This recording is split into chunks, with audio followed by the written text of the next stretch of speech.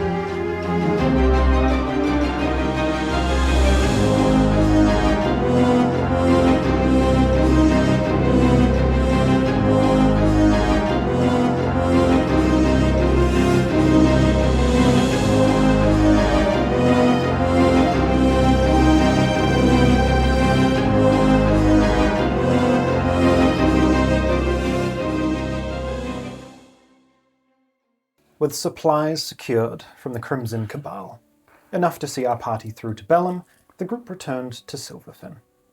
There, Azreal and Zethia reunited with Turamir and Azin, and plans were made for the journey south.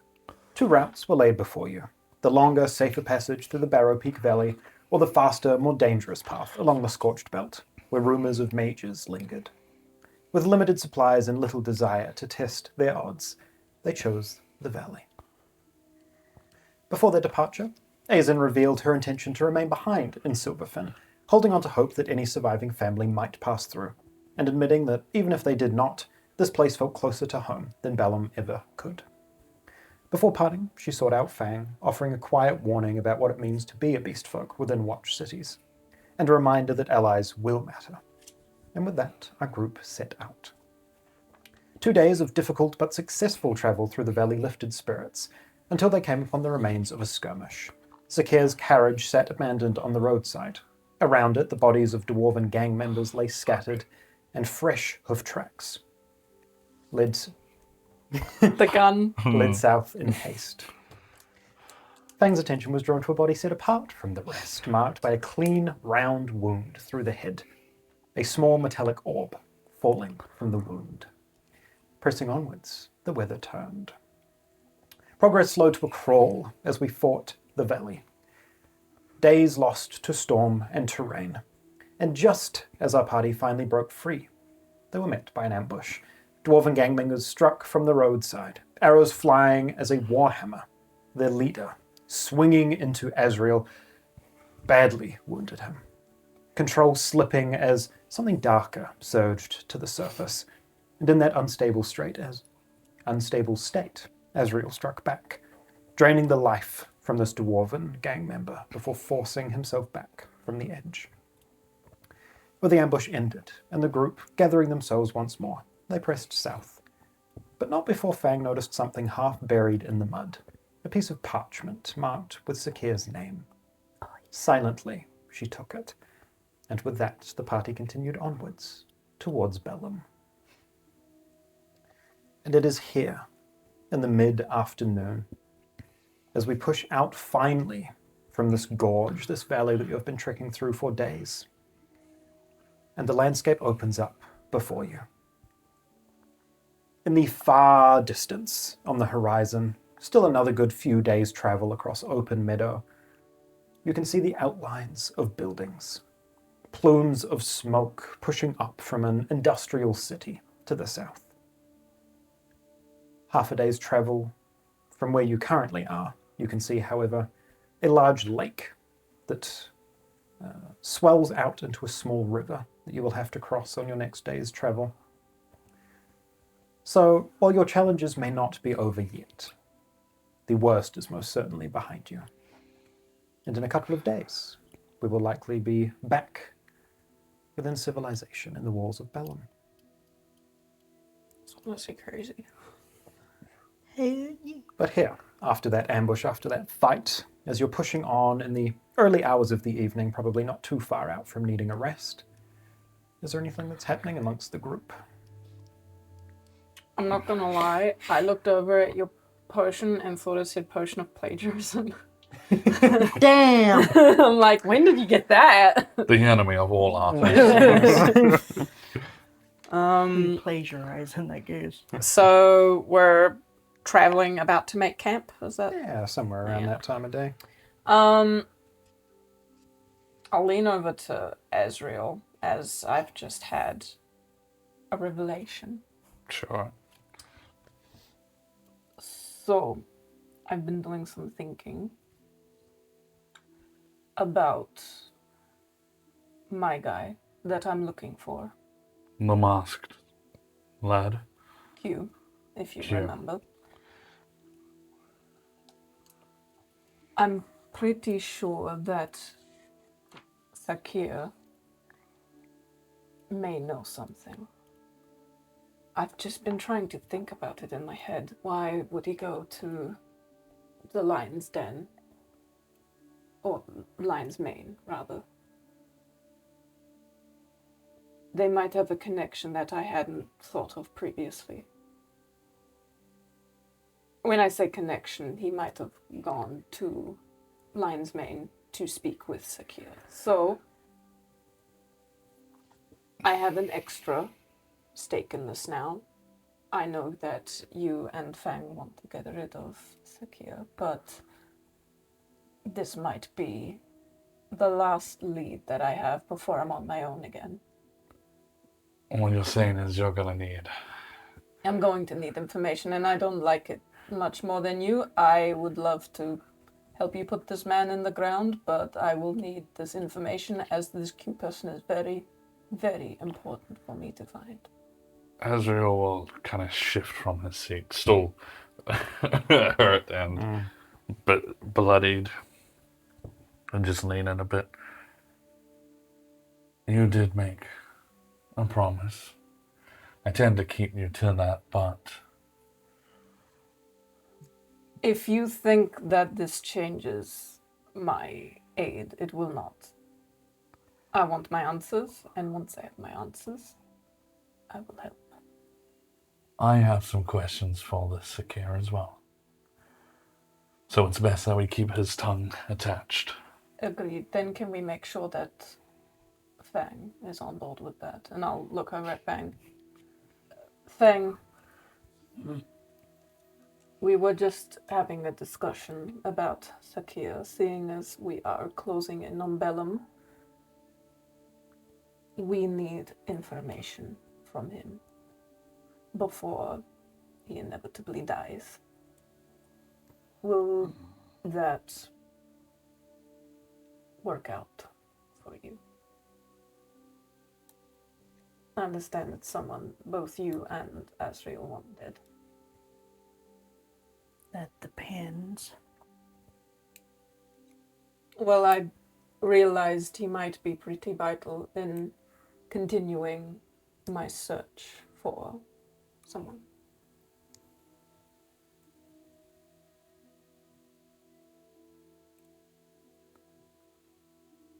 There's also someone else that could help as well. Besides Sakir, who's also part of his gang. Well, maybe better safe than sorry. We talked to both of these people. This Sakir and this one you speak of.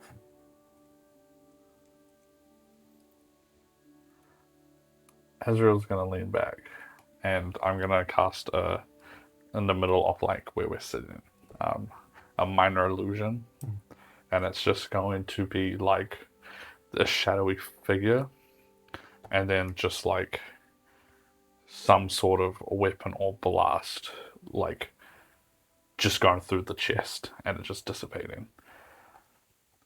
Sakir will die, before or after the information, it doesn't matter. He will die. Yes, Nonetheless. this does not change anything. You guys still get your kill. I just realize I shouldn't be too hasty, and I need to get information so that I can continue in my searches. Fang will just turn around and go, sure, whatever. All right. It's just as long as we all are roughly on board, there shouldn't be any miscommunication here on out, I hope. We haven't had any so far. Well, little bit, but I agreed. I didn't disagree. just as long as there is a page and we're all roughly on it together. There's one thing I know how to do. It's follow a page. So, don't worry about me. So we'll find the secure. We get our information. Hopefully that helps me. I'm running out of leads. This is literally the last lead I've got. Well, if Sakir doesn't have any info on Q, I guess we could. It's a big place. There might be information around, if you're lucky. You said you knew Q well.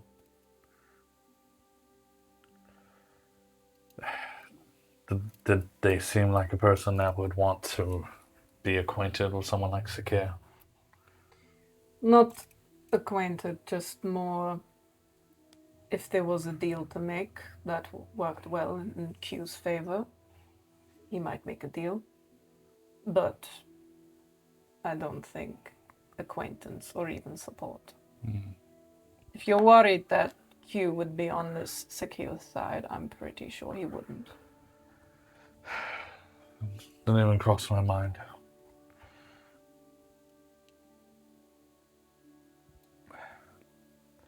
Alright. I'm gonna rest for a bit. A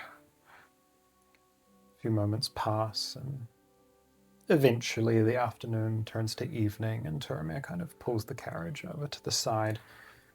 Probably about 4 hours travel away from that river crossing that you'll have to partake in the following day, but kind of on open road at this point. He's found a few boulders with a couple of trees growing out of them to make camp at, but there's not going to be much cover between here and Bellum, so setting up camp where he can.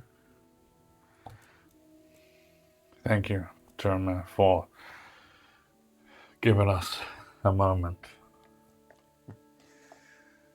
I think we all need one after the last few days. Yeah.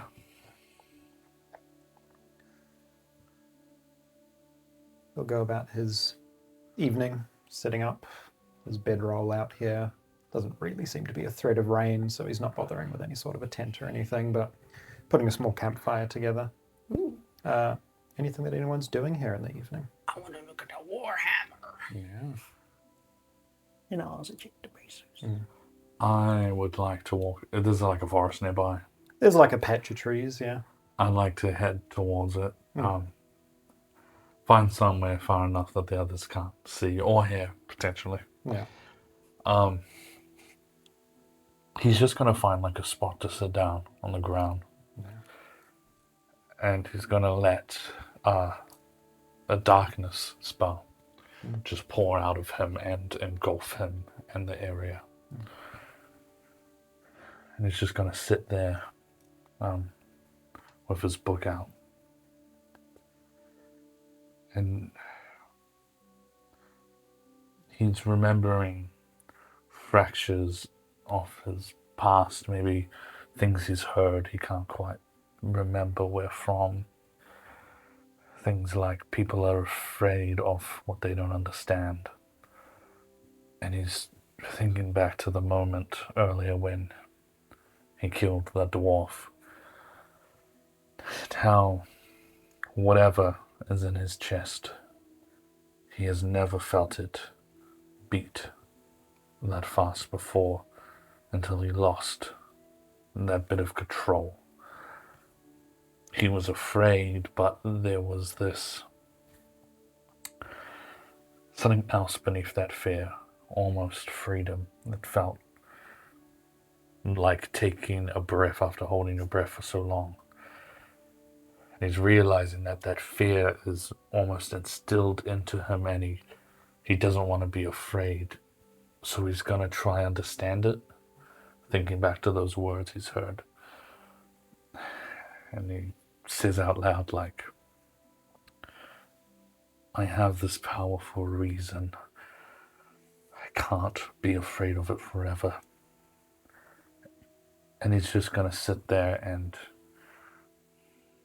teeter on letting go a little bit more and just trying to understand what this power is and what it has over him.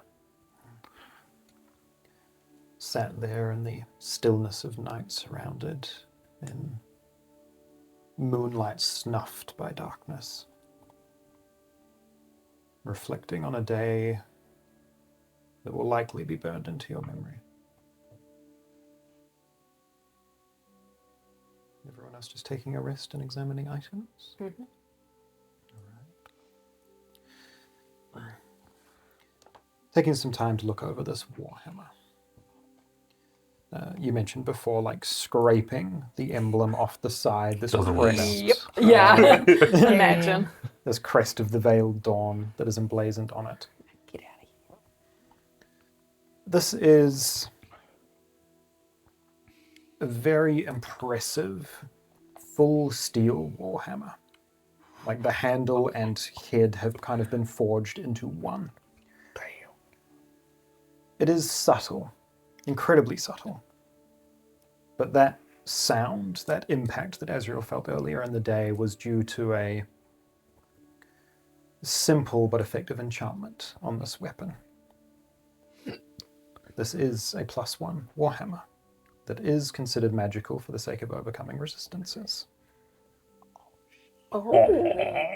That shit's Okay. important as hell. Oh, what kind of damage does that do? It does a d8. 1d8? Yes. But it is magical damage, should that be important. That might be. I'll note it. Think back to the last campaign. Yeah, I know. I went to write warm hammer. That's a different magic item. You grip it and it feels warm. Not the warm hammer. Fang investigating these braces. Hell yeah. Sturdy leather that kind of, not elven, but very like intricate metallic filigree that runs up it. These feel plain for a good long time while you're looking at them. But at a point, as you're sitting there under the moonlight examining them, it seems to almost catch a glimmer of that light. And as probably close to midnight passes, this kind of thrum moves through them. They are braces, but they act the same as a pair of gloves of missile snaring, Oh, that'll be handy. Hell which yeah. will require an item card because those are a little bit more in depth.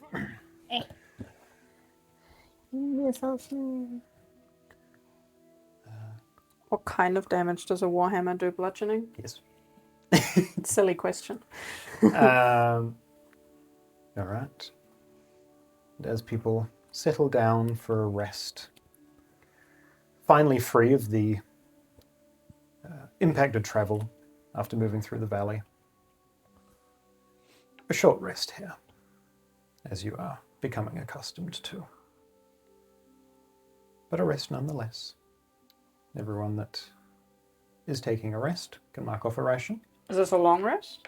No, this is a short rest. Short rest. We don't get hit point dice back between short rests, right? Ooh. I haven't used any yet. Yeah. But Yes, you get them back on a long rest. just to specify. I should check actually if you get any back on a short rest. I was going to say, I don't need those back I'm a decent because I'm try. not going to use any. Yeah.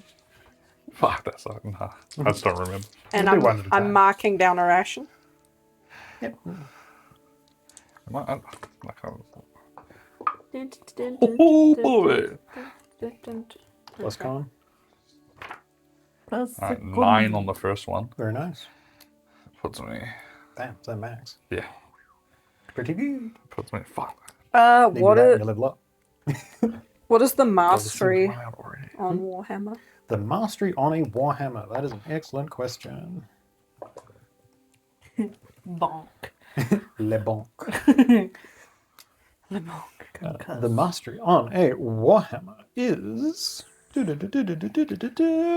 push. Push. Push. Whoosh!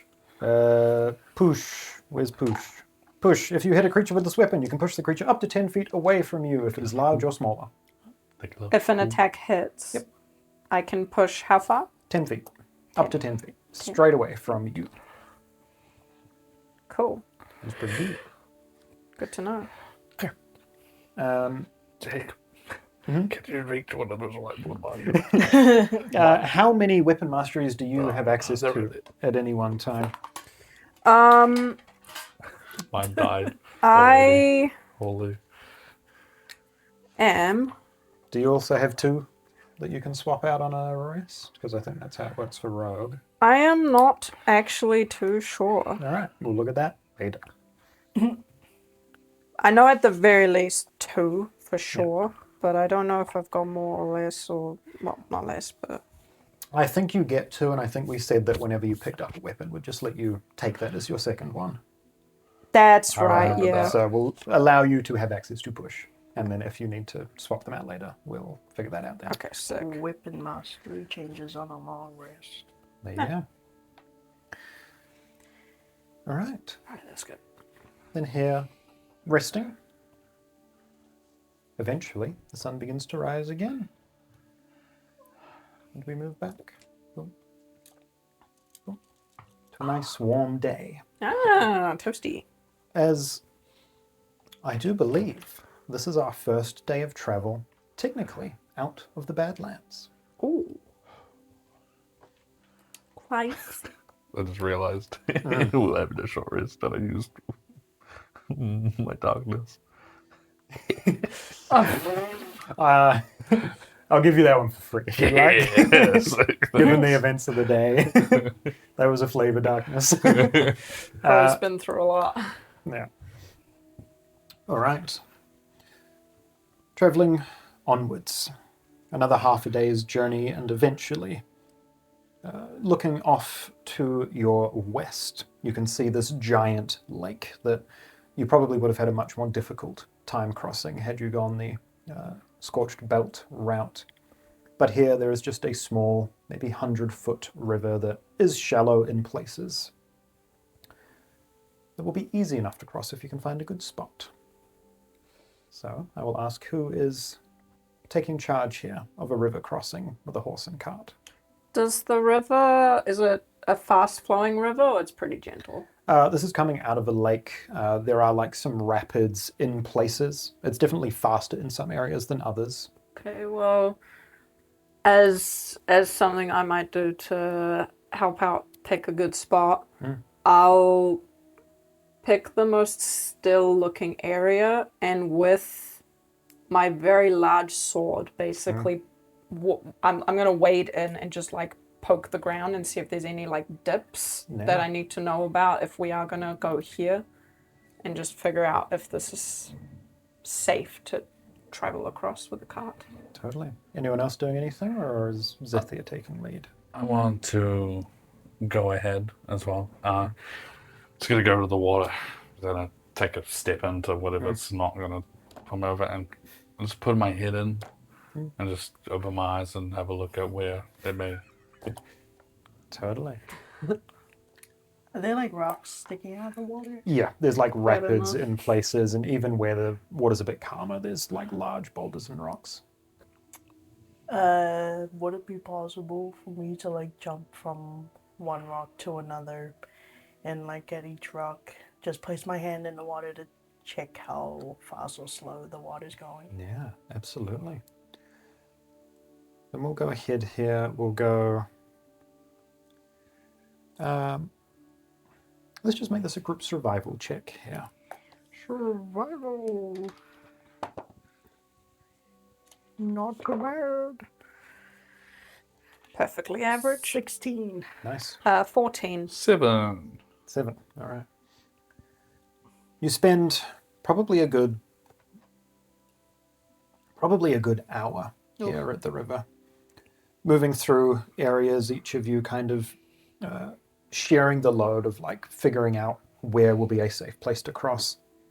There'll be moments where Zethia moving across, you'll get 80% of the way through and then find some big dip that is a trench along this decent path. Sick. And similar things happening with Fang and Azreal here, pushing across, thinking that you found a good path before the water's a bit too fast or there are areas that are impassable.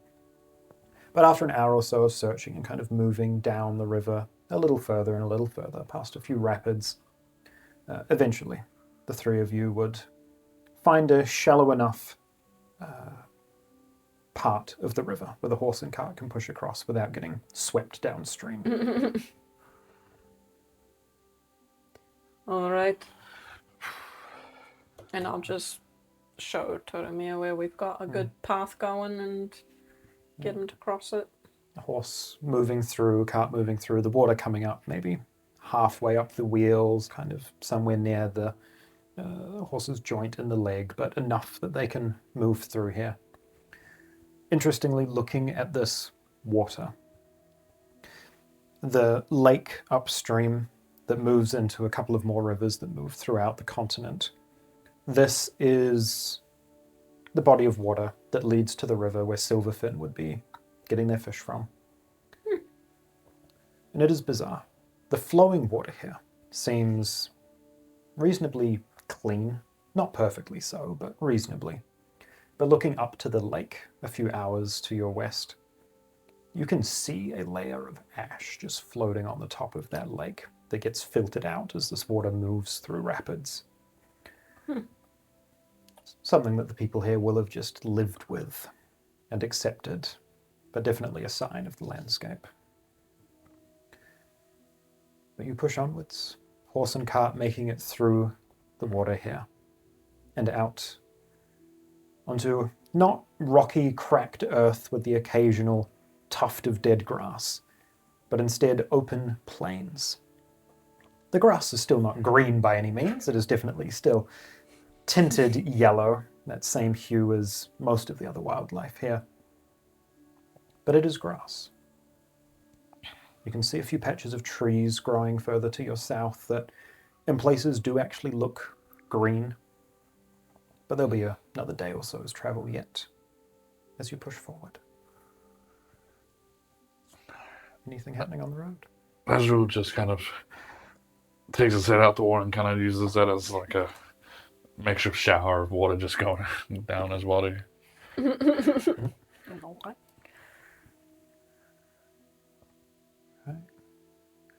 Trekking onwards. Can I actually please get a group perception check? Group perception. Perception.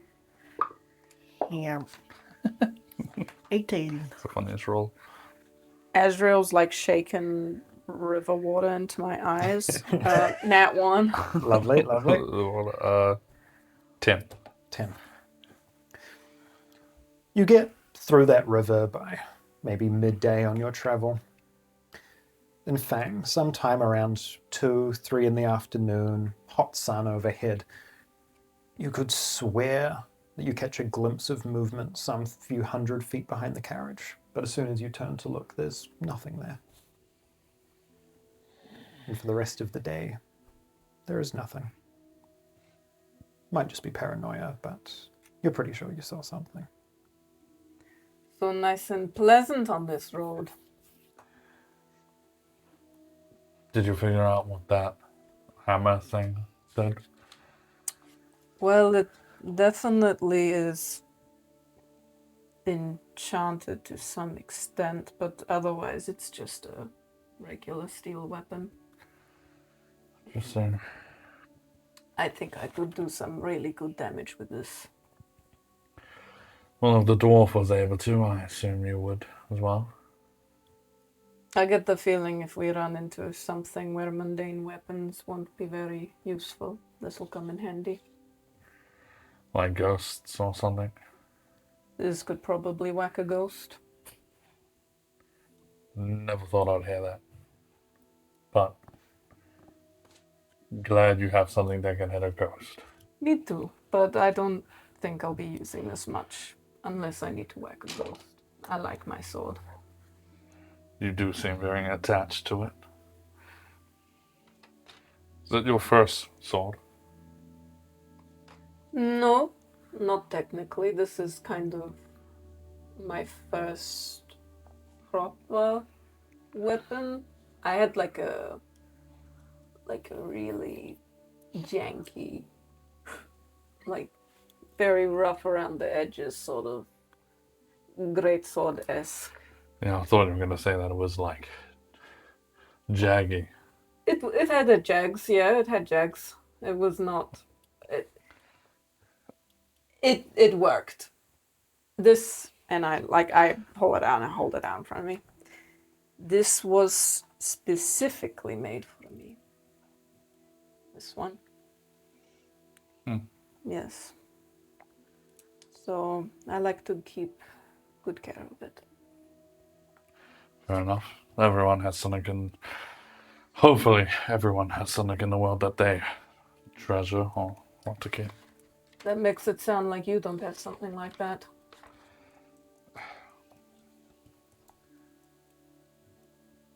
Maybe I do. Not sure. I guess what I don't want, or things I want to keep, are not physical. Okay. She nods and pretends to know what you mean by that. Excellent. As you continue on, almost nearing the time where you'll be bunking down for another night here, off to your west, as the sun kind of begins getting a bit low, you can see this long shadow stretch across the landscape, where off to the west you can see,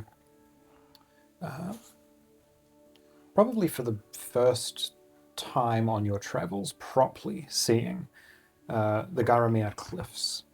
This some mile-high cliff face in central Roltaria that, as the sun gets to early evening, cast this day-long shadow across parts of the landscape. Lakes and rivers and towns just swallowed in shadow by about 4 in the afternoon.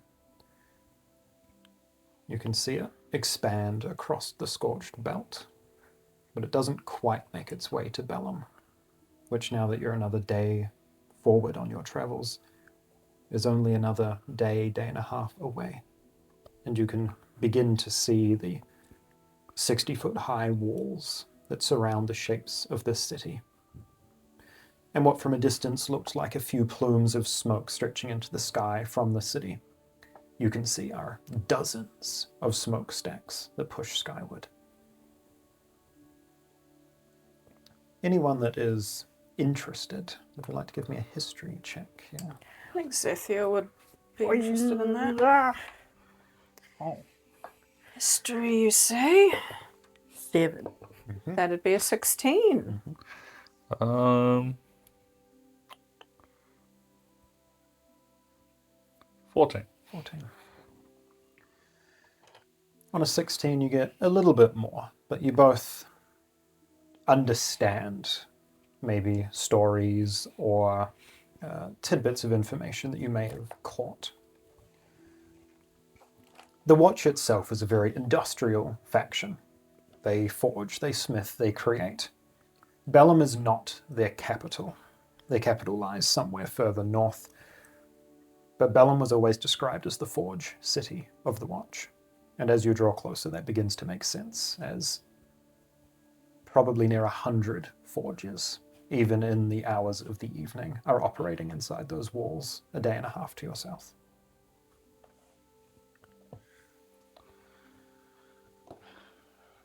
That's not good.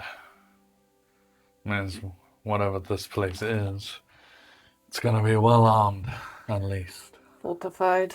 It'll be interesting trying to get you into as I kind of like make out the large walls and just. They probably have some policies on letting people in. And. Yeah, I don't need to say more. You stick out a lot. How kind.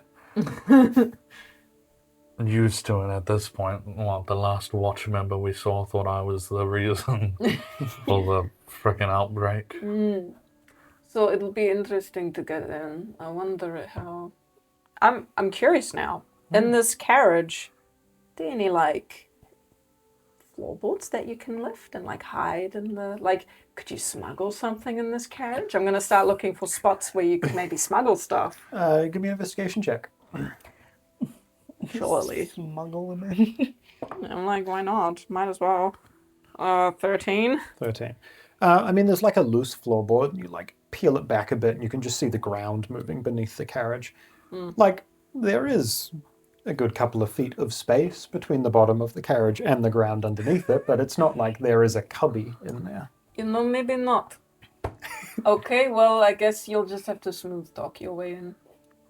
I can definitely do that. Or we just wait till it's dark and I just sneak in, but yeah. Yes, It's, but big wall. Just I'll sneak through the front gate. They definitely won't see that coming. They don't have to be alive.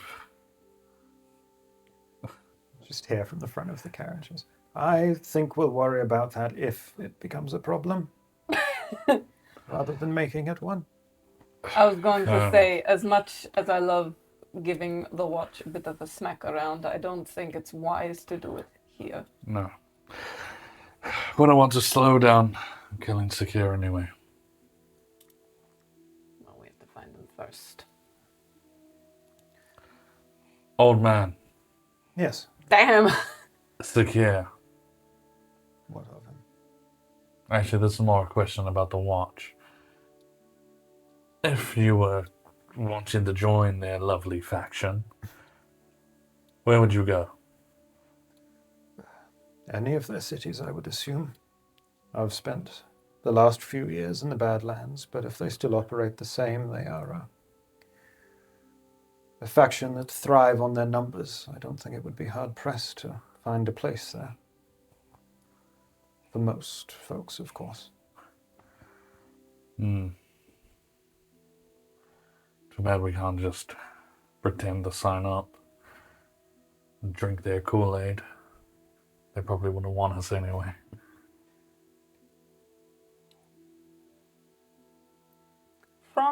From just my travels, Yeah. how open are the watch to just having regular old Joe people joining? Like, would you have to be, like a bit more like... Meet certain requirements. Yeah, like, are there certain requirements? Give me a history check. I'll say some information you'll just get, but depending on the role, it might contain a little more info. Okay. That's a natural 20 for a total of 22. Excellent. So you've been in a watch city recently. Funny that. The Watch are a faction that thrive on their numbers. Other factions might prefer taking in skilled artisans or those that are good with a blade. The Watch's strategy is overwhelmed with numbers. If you are not good with a blade, you are an excellent shield. Damn. Yep. The Watch, generally speaking, and I'll say on a nat 20, we'll go into a little bit of this, moving into a watch city. The Watch's ranks are mostly made up of humans, dwarves, gnomes, halflings, Goliath, and orcs. One of the few factions that include Goliath and orcs in their society. Most other beastkin races are still very much seen as laborers and workers, but it is not uncommon that you would see beast folk in a watch city working a forge, or manning someone's carriage.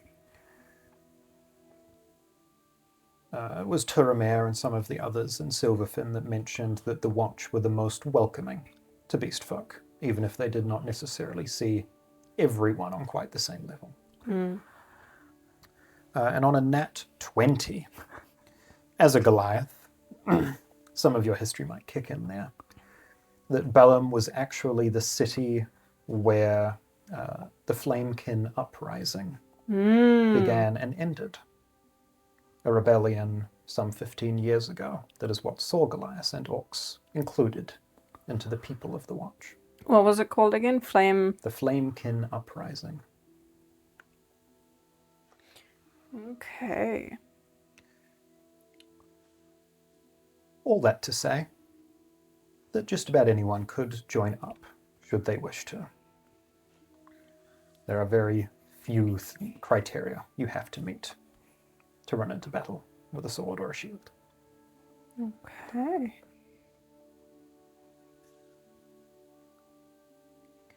Whew. Mini law drop there. I guess the most important thing is that we just get there, find a tavern to rest before we begin our hunt. You know, I think out of all the factions, we are lucky that it is the Watch. I think, yes, it will be difficult, but I think we should be okay. I agree. It's probably the least difficult. And at the end of the day, if you don't cause trouble, they won't cause you trouble. Usually works. Sometimes. Sometimes trouble just follows you, huh?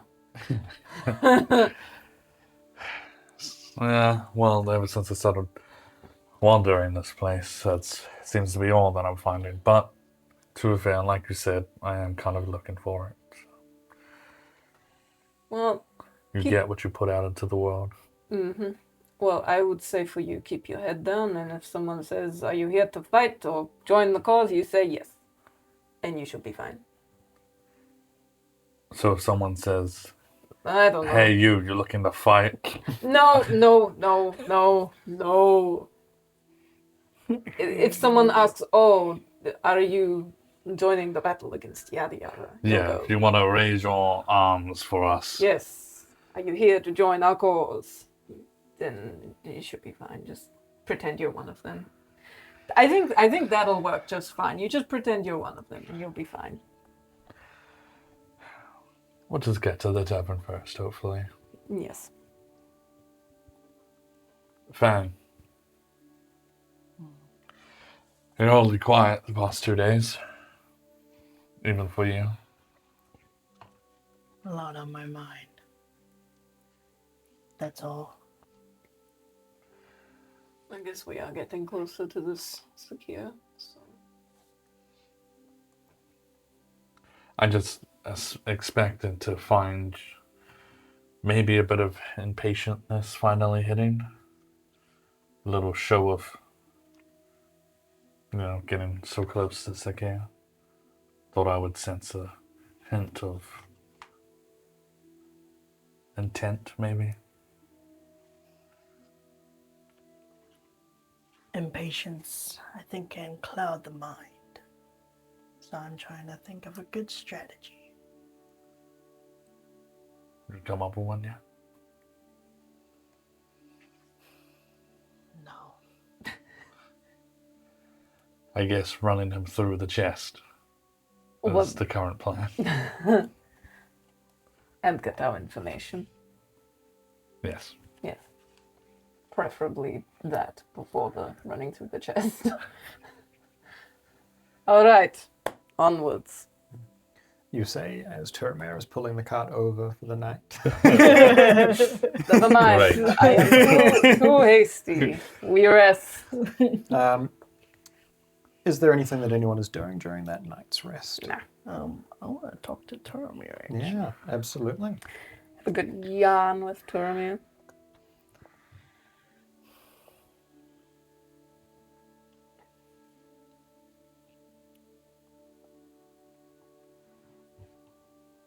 She'll approach him. Yeah.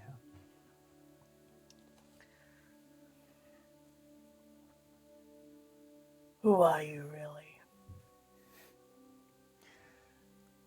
Very interesting. Go ahead and give me either a persuasion or intimidation check. I'll let you pick here what the vibe for this conversation is. This close to Bellum too. Ooh.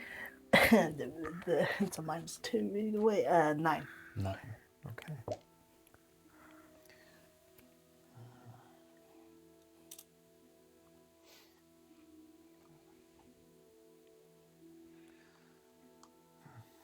I was wondering if we were going to have this conversation.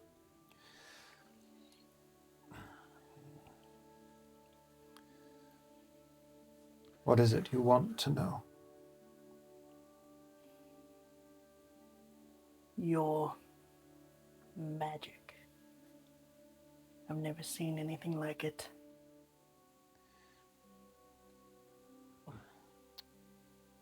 Are you having this conversation on the card or once we've sat down? On the card. Okay. So up there. I wanted to say after, but it got so juicy. But Ezra will be trying to eavesdrop. Okay. As you're sitting there, maybe at the front of the carriage with him, he will just kind of hook a thumb under a chain around his neck and pull out that pendant that you'd seen a few nights before in the carriage.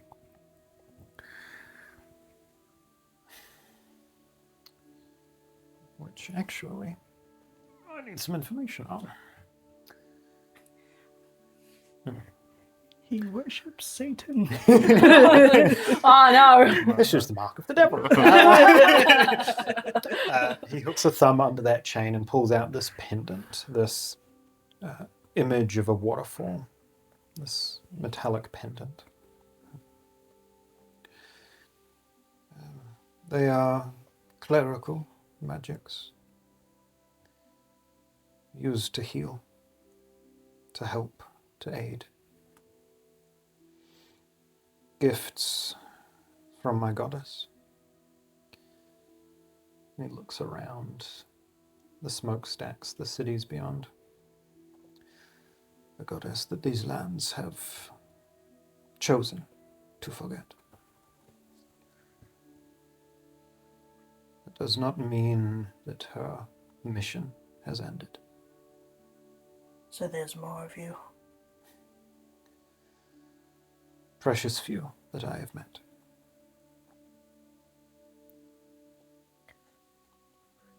Why is there so little of you? Why did they choose to forget this goddess, you say?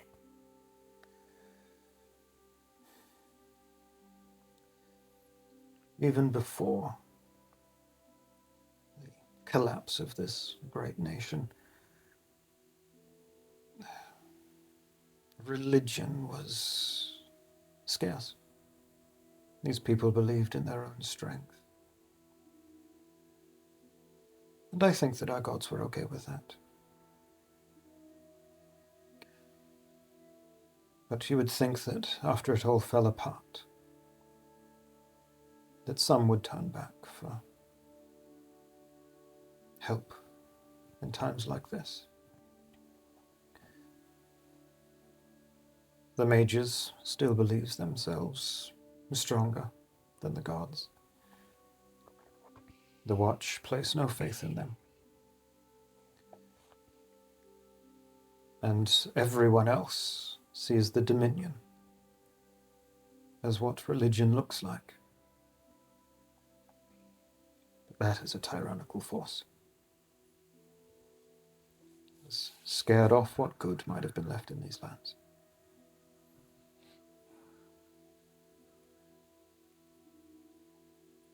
Why? It doesn't make sense. I believed all magic was powerful.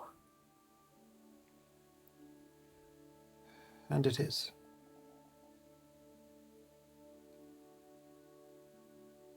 But as you explore these lands, I think that you will quickly find what I found. That there are very few in these lands that would actually seek to do good with such a thing.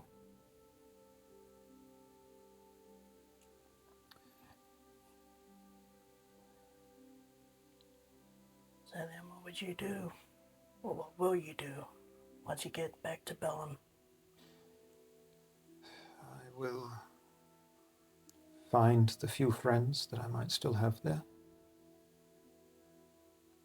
and go find somewhere else that I can be of help.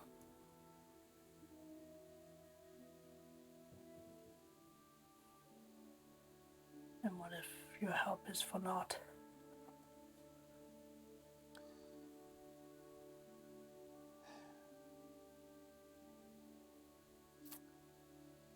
That is the question.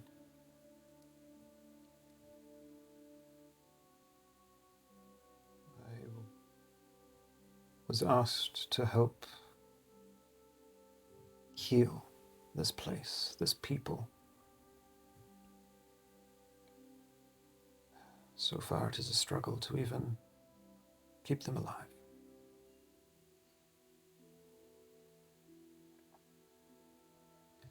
I don't know if what I do has a greater purpose.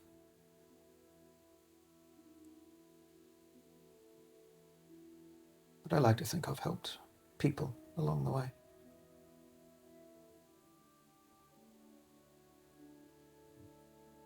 She'll stand up and take a step away from the cart. Yeah.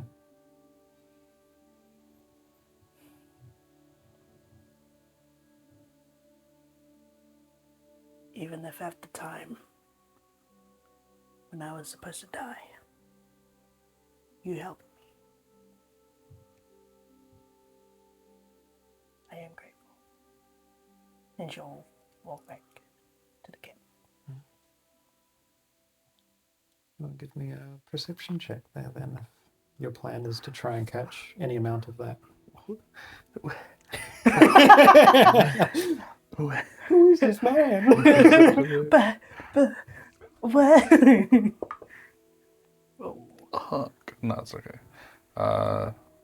11. 11. I would say you would catch parts of that. Are you trying to listen in or just keep an eye on this conversation? I'm just trying to listen more. I'm in the carriage. He's asleep. Yeah, all right. Then you would catch glimpses of that.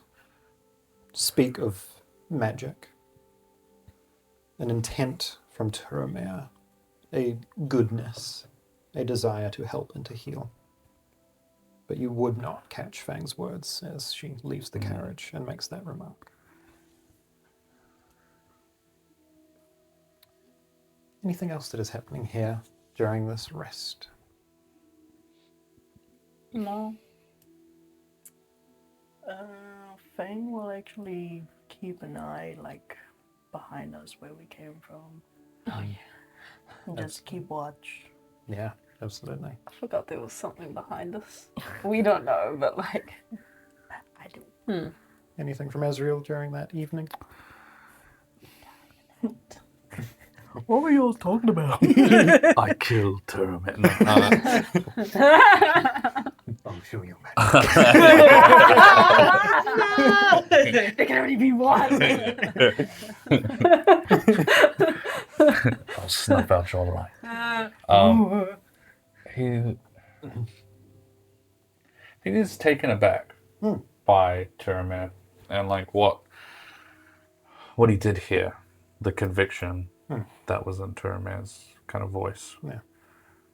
This actual, as it seems to be, good person. I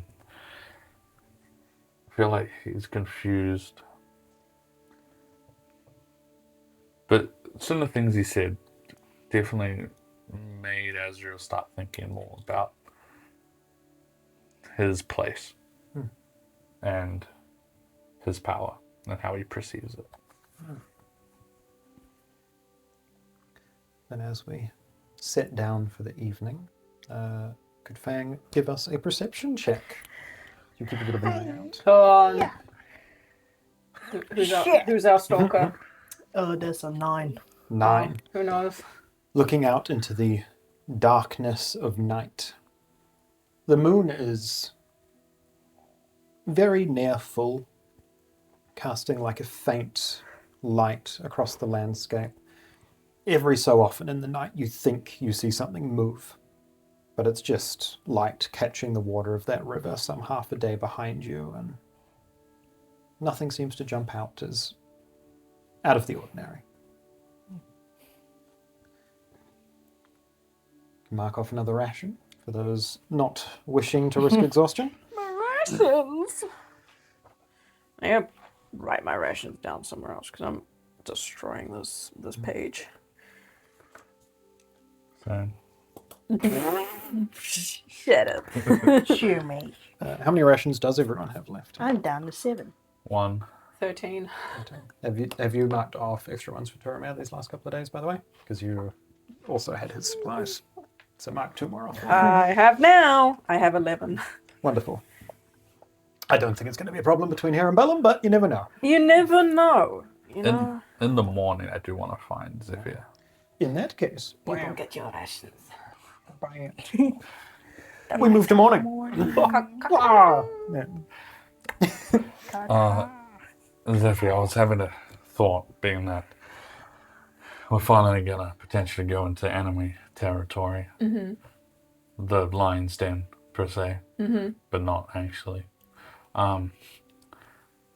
That that stone you have, My bright rock? the bright rock. Mm-hmm. I had a thought about it. Could it be used to disable someone, blind them, perhaps? Could it blind someone? Yes, that is its primary purpose. I think. What? You should talk to Fang about it. My darkness is not so good for you two. It's good for me. However, Fang seems to be always dipping behind corners, trying to get the jump on people. Mm-hmm. A blind target. Probably save Fang some of that necessary hiding. Well, I mean, I haven't had a chance to use it in battle yet, but I can test it out if it means it'll give you guys an extra edge in battle. And probably me too. Yeah. So it's something to potentially use in that way. Just don't want us falling short when it comes to finishing our business here. If the past few days are of any indication, I think we can clean up pretty good.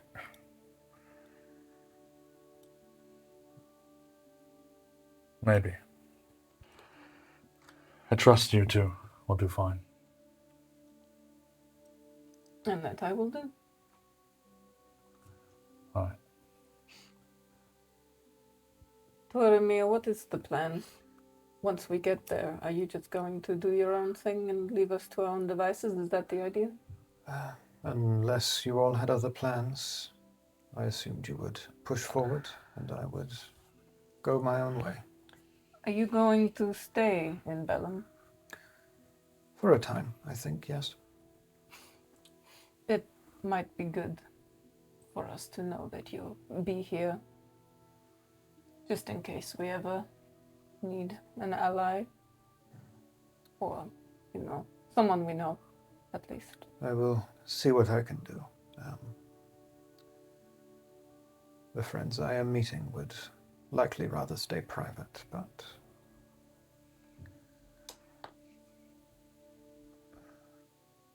perhaps once.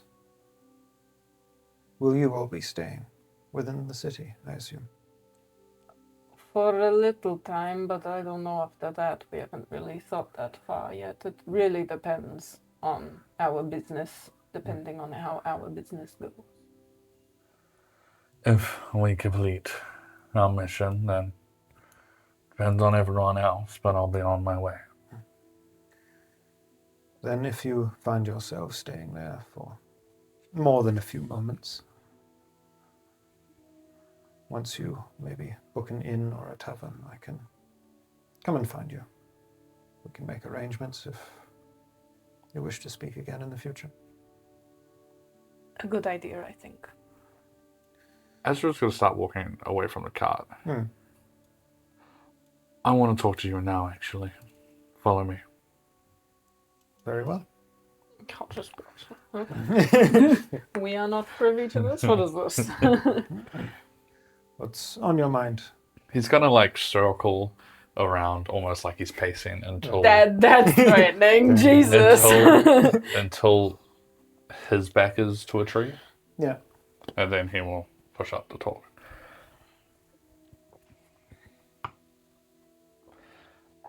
I couldn't help but hear certain things last night.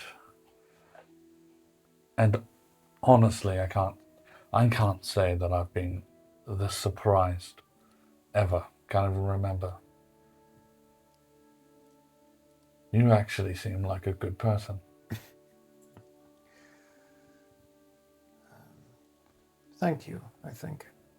So, I want to do you a favor. Ezra's going to get intimidatingly close, but not in like a, I'm trying to scare you off. Give me a quick perception check as you do that. Ooh. Dude's gonna smack you. Oh, that's pretty good, actually. Let's go. 21. 21. Jesus Christ. Let's go. As you get a little closer to this individual, from a distance, this is a well put together, but run-of-the-mill elderly man. As you get close to him, his eyes are this shade of sky blue, but within that color, there is almost this swirl of silver that is definitely not human. Azrael's going to get closer. Oh. He'll see this and his head's going to like tilt. Mm. I am up and down a bit.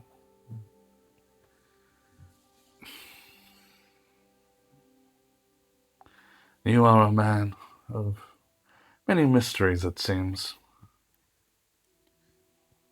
One could say. All right. He'll lean in. If you're a man at all, but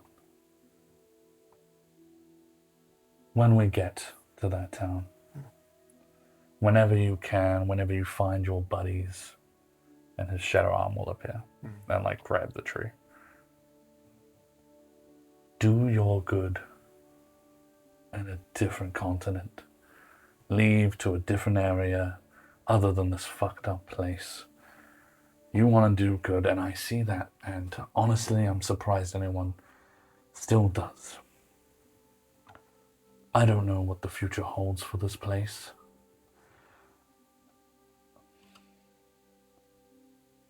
I just hate to see your talents wasted, because there are things that need to be done. I don't doubt that.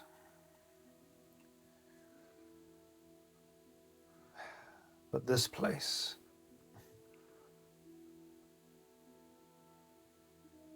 this is the place that needs a little bit of good, that needs the help.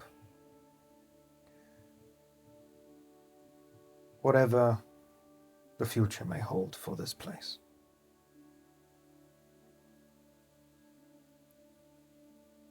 There will be people here, and I will be here for them.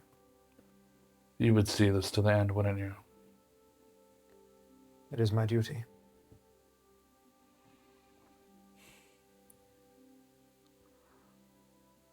I hope for my sake and your sake that wherever the future has in store for either of us, that we don't end up on opposite ends. You seem to know your place in all this. I'm in the dark about it all, but I know what I must do and what I want to do.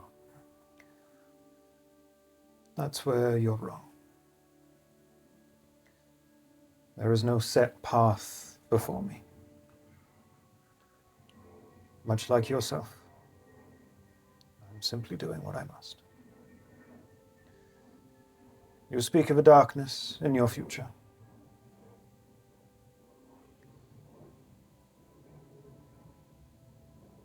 But if you believe in this future, should it feel like a darkness? What are you aiming for?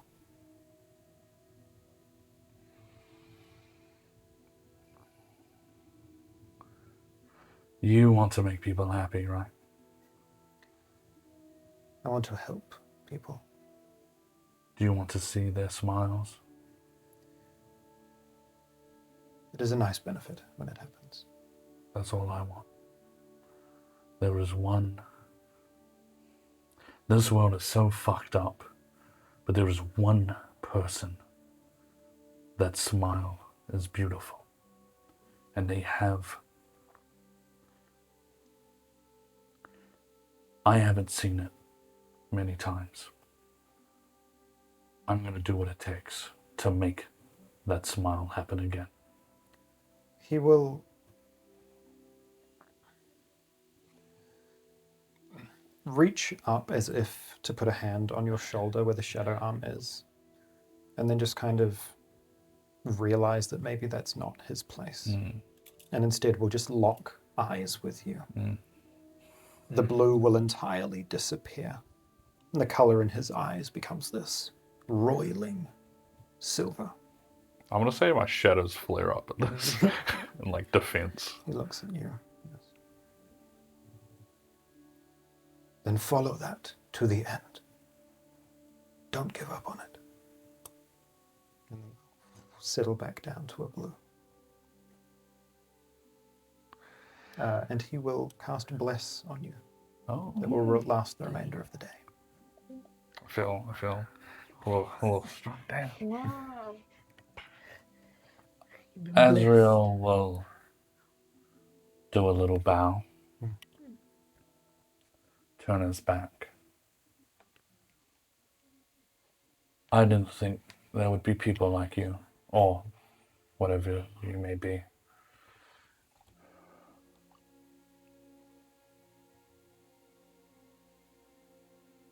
Fewer and fewer.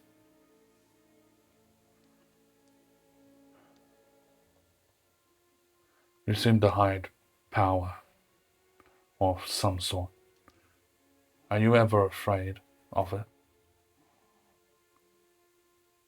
No. No, I am not. But there are others who certainly are. They certainly are. Azreal will walk away. You return to the carriage. Toromir will follow not too far behind and begin sitting up the horse for the day's travel.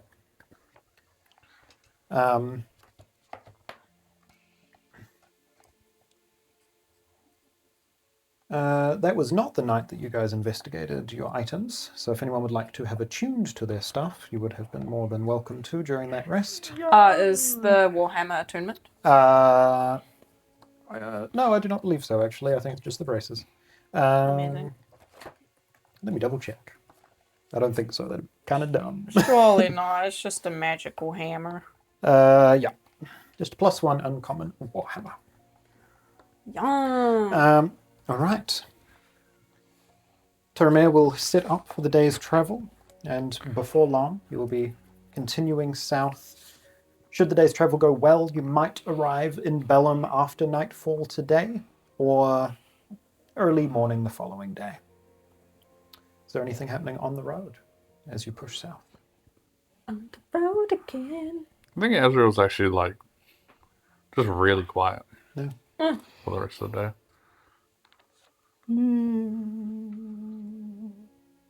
Yeah. Everything that's been needed to be said has been said on Zethia's end, so she just stares out the window. Excellent.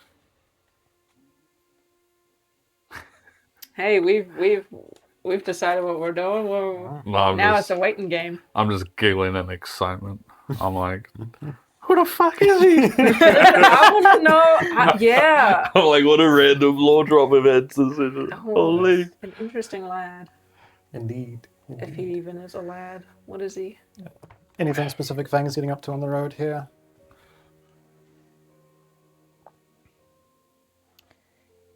I think she'll just sit on top of the carriage and like look back. Oh, yeah. Just like not shrugging off that feeling she had. Yeah. Do you want to go ahead and then give me a perception check for the day's travel? It's as in she's changed her mind. She followed us all the way here. 21. 21. Excellent. Surely. They're on the carriage now. An easy morning of travel. Jerky. Funny looking jerky. An easy morning of travel here. Beginning to maybe see some of the hoof prints of Sakir's crew having pushed through here. Likely a few days before you here now.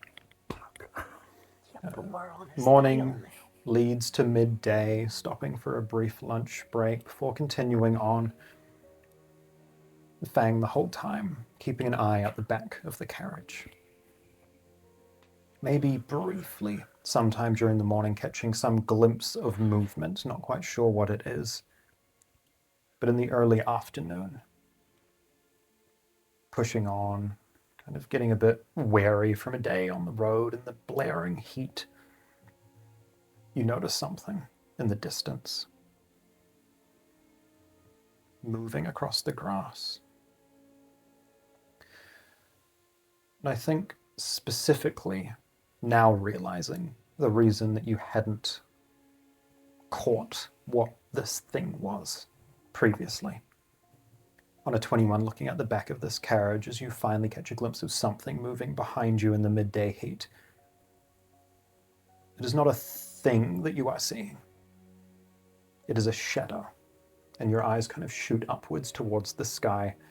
And what looks like it could just be a bird is certainly far too large, as something is trailing through the sky above you, to the point that you do not get hit with a surprise round here as you glance upwards and see a spray along the side of your carriage that impacts the grass and road of these foot-long naturally grown spikes that a solid 20 just push up the grass next to you.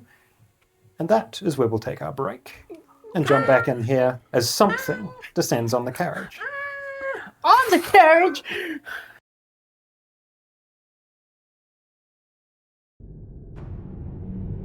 Is that fire on the horizon? No, that's inside the walls. The ground, it's moving. It's the whole foundation. Get to ground level. Move! Move! This isn't an earthquake. It's not stopping. Fourth ward is gone. 12th ward is offline. We've lost signal from the lower districts. The Do4 tower is collapsing. Repeat, the Do4 tower is collapsing. Stabilize the perimeter. Protect the prototypes. Do not let the cores rupture. The aqueducts have The fallen. water lines are gone. Abjuration cores are failing. They're shattering. What does that sound? Do you hear that? Is that static? Evacuate the upper districts. Women and children go first. Go, go, go! Bridges, they're gone. We can't get out. Please, somebody help me. Somebody help! Let me through, please. My son is still in there. Hold the line! Sir, there is no line. What is this? What is happening to the city? What is this hell?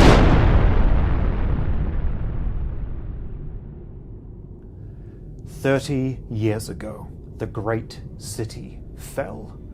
And ever since, Roltaria has known only war.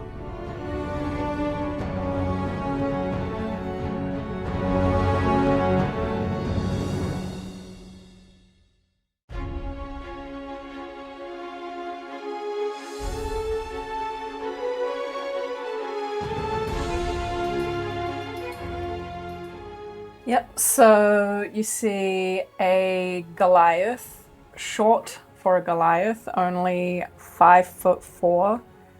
And she is well built, muscly. She wears like a long braid that goes down below her hip that is like a dark blue color and it fades into like a shimmering silver. In addition, the markings on her skin are also that same shimmery silver color. Her skin a grayish blue, and she carries herself well, considering she's been across a whole lot of dead land and under the beating sun. Yeah, and that is Zethia.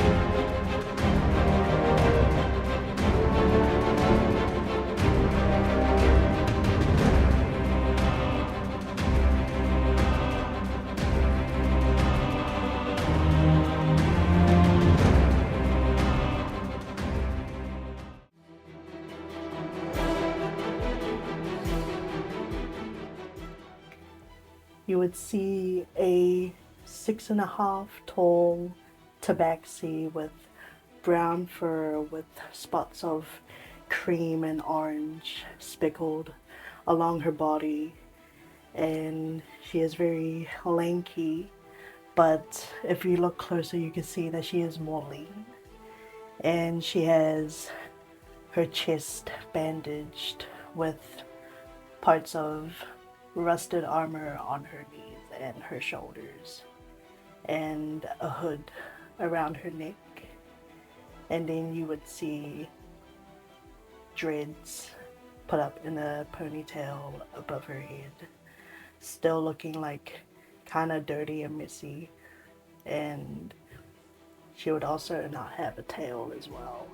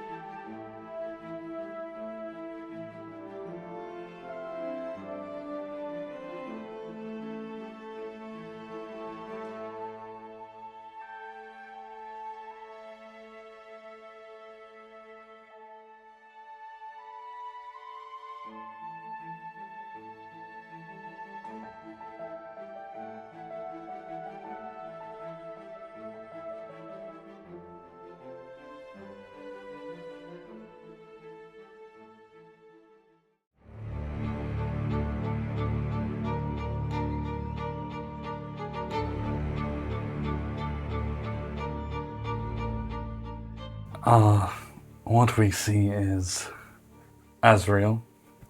It is this grey tiefling, bluish kind of hue to him. He has his hair going down one side of his face, whitish grey. He has 2 sets of horns, one going back, one coming around. The only clothes notable on him is this ripped, maybe it was a coat. It's definitely now just a cloak now, ripped and torn, high collar, leather red cloak with some ripped jeans and belts across him, cuts and carvings on his skin. He looks tired, and most noticeably is this mask, just a leather patch covering half his face, with clips on the back. And what you thought would be probably the first thing someone would look at is not, because of everything else that's going on, but he is missing his right arm. It's not there, and he's just kind of got this tired, exhausted look, but it has nothing to do with his posture or how he walks.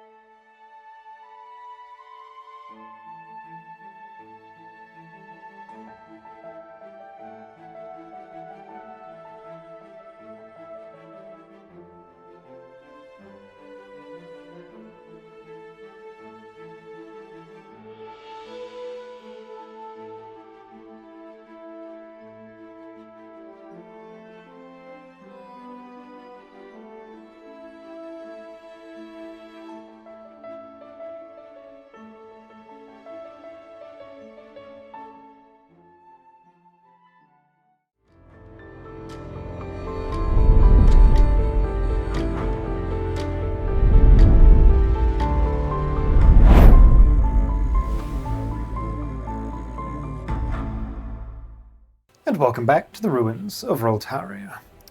Having continued our travels a few days further south towards Bellum, peaceful, reasonably fast-paced travel here. No roadblocks left to slow your movement. And though there have been some interesting conversations with the companions you bring, it has been an otherwise unhindered road forward. That is until a day or so out from Bellum. Fang notices something behind the carriage, a shadow moving towards and looking up, a shape that is too big to be a bird, as a spray of these long spines rain down from the sky, cutting off the cart in front of you. Can I please get everyone's initiatives? I get advantage on initiative, right? Surely. Your dream. That is a 23. Glad it wasn't that one. I've done better. 23. Yeah. I don't really know if I've done better. I could tell you. 7. What's your dex? Oh wait, 5 because of Okay, the never ability mind. score minus. Yes, that is a good point. Keep that in mind. We're still exhausted? Yeah, you haven't long We haven't had a rested. long rest. 21. Sweet. That's not Kyle? You're still at the top. Kyle? It's now. I need Wait, a, what's the minus? Minus need 2. a reminder. Minus 2? Yeah. Fucking now it's a 3. Oh Well, my plus I got to a 5. Oh. Excellent. Wait, it's a minus 2. Yeah. 3. So 4. Yes. This one.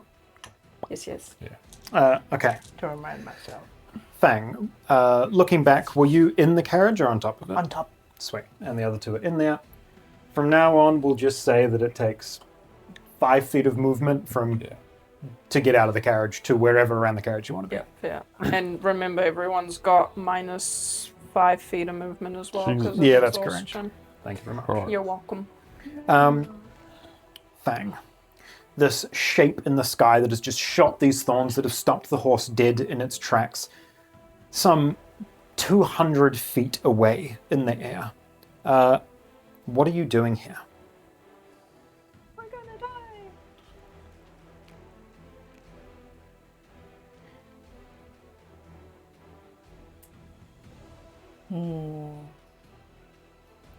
There's like the thing in front of us, like the. I mean, the spikes have just been shot along Ah, here that has spooked the horse and stopped the carriage.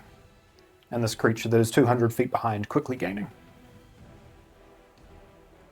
She'll go up to the front to Termir. Keep the horse safe. He's like trying to keep this thing on the reins, goes, I'll do my best. And then Fang will climb down to the window, look at Zethia. Rock! And she'll tie a rope to her dagger. Bird in the sky! Excellent. Which side? That side. Sweet. All that for a bird in the sky? Do you wish to ready any actions? Clearly We're not. like bumping around as it stops. Actually, I'll stay on top of the carriage, Yeah. and I'll ready a range attack. Yeah, totally. Bird. Just like a dagger throw? Okay. Moving down from your turn, as this creature swoops down, gaining in on the carriage here. Moving out of the way of the direct sunlight so that you can get a proper look at this creature. Not the same size as the beast you saw a week ago, silhouetted in flame and smoke, but a very similar shape is behind you. The body of a lion-like beast, stitched to leathery wings. But looking down at you is not the face of a lion, or one of the 3 heads of the creature you previously encountered. It looks vaguely human. This face stretched across the front of some beast, a lion's mane protruding from behind it, and these black spikes that push back from within that mane. The back of its tail does not end in a point, but rather this sprouting of these spikes that even as these 20 or so have cut your carriage off, you watch them all re-emerge on the back of its tail as this beast flies down towards the carriage, and you see a manticore approach here. Manticore! That's what Yona took down. It With is. Pre-campaign. Yeah. Pre-campaign 1. Daria. I don't have any height things, so we're just going to say that this is our height thing. Oh, hell yeah. So that is what Daria and Yona took down. Oh, God! About Jesus. half the size of the beast you saw a week ago, but still large. This vaguely humanoid face swooping down so that it is within range here. What is the range for a thrown dagger? 20 to 60. All right, then you can absolutely make an attack with disadvantage if you would like. Because I am first, I will just make it a straight roll. Excellent. Yeah, sure. Handy dandy. Oh, yeah! Booyah! That is a 22 to hit. 22 will hit. I can So it see is. it in my head. A d4, 2d6 each, and then at that one, and then at that one. Need to make some new rises to go with this terrain, I think. 4, 8. How high up is it? About that. 20 feet off the ground. 16 piercing damage. Very nice. That probably is about 20 feet, actually. And Once the dagger hits, I want to try and climb up the rope Excellent. and mount it. Yeah, totally. Some Buren antics. Oh no, I'm loving it. We'll save that for your next turn as this dagger launches up, stabs into this beast, its front leg kind of recoiling back in pain. And you hear it speak Ah! as it looks down at the carriage. And goes, found you. Found who? That dagger embedded in its side as it swoops down here. Sick, we're being hunted. Before it makes its attacks, before I forget, Kyle, your next attack roll or saving throw will have a d4 added from the bless, by the way. Yo! Needed. The Manticore swoops down, is going to take a series of attacks here. My guess is that he's with whatever the Stitcher gang was. And It is going to make like a 3 scout. tail spike attacks at Fang. The issue is, we heard them say fine. 11 him, for the and first we one assumed misses. That was secure. So maybe they 17 for the second one will hit. Because we've got a carriage. Maybe they think we're in this one. You take 8 piercing damage like on the it. first hit, Okay. I don't like it either. We gotta be careful. But, you know, we gotta... and a 17 on the last one will also hit. And you take 10 piercing damage from that strike. As these foot-long needles pierce your skin. No, you lie. How's Fang looking? Really bloody. That is the Manticore's turn. Turamir will spend his action trying to calm the horse down. Barely successfully. The horse is still very much spooked here in this moment. And we move down to Zethia here. Can I see this outside of the window? You look out the window, you see this thing swoop down, and there's just... You would hear this... as half of those spikes just hit the ceiling of this caravan, and would actually see the tips of some of these spikes pierce through the wood. Oh. And you would hear it speak as well as Are it approaches. Are we both like able to be looking out the window at the moment Yeah, I'd say so. to talk? We see Fang get like fucked up, right? No, she's on top. I would say you would imply by the fact that some of those spines that pierce the roof are coated in Red. blood. Oh. Yeah. And the dagger is stuck in. Yeah, you can see this rope going from the top of the carriage to the creature. Okay. I have an idea. And I'll, Fuck. where's this rope, like, connected to? So obviously it's, Yeah, embedded in there, and I'm Fang's holding holding the it. other one. and Fang is holding it. Okay, Yeah. this might not work then. Honestly. Well, I mean, I'll hop out the cart, see that my idea might not work, and Right. resort to a plan B. Where are you Well, exiting? I assume you can only exit out the Just wherever you'd like to be around it, I think, for ease of gameplay. like here.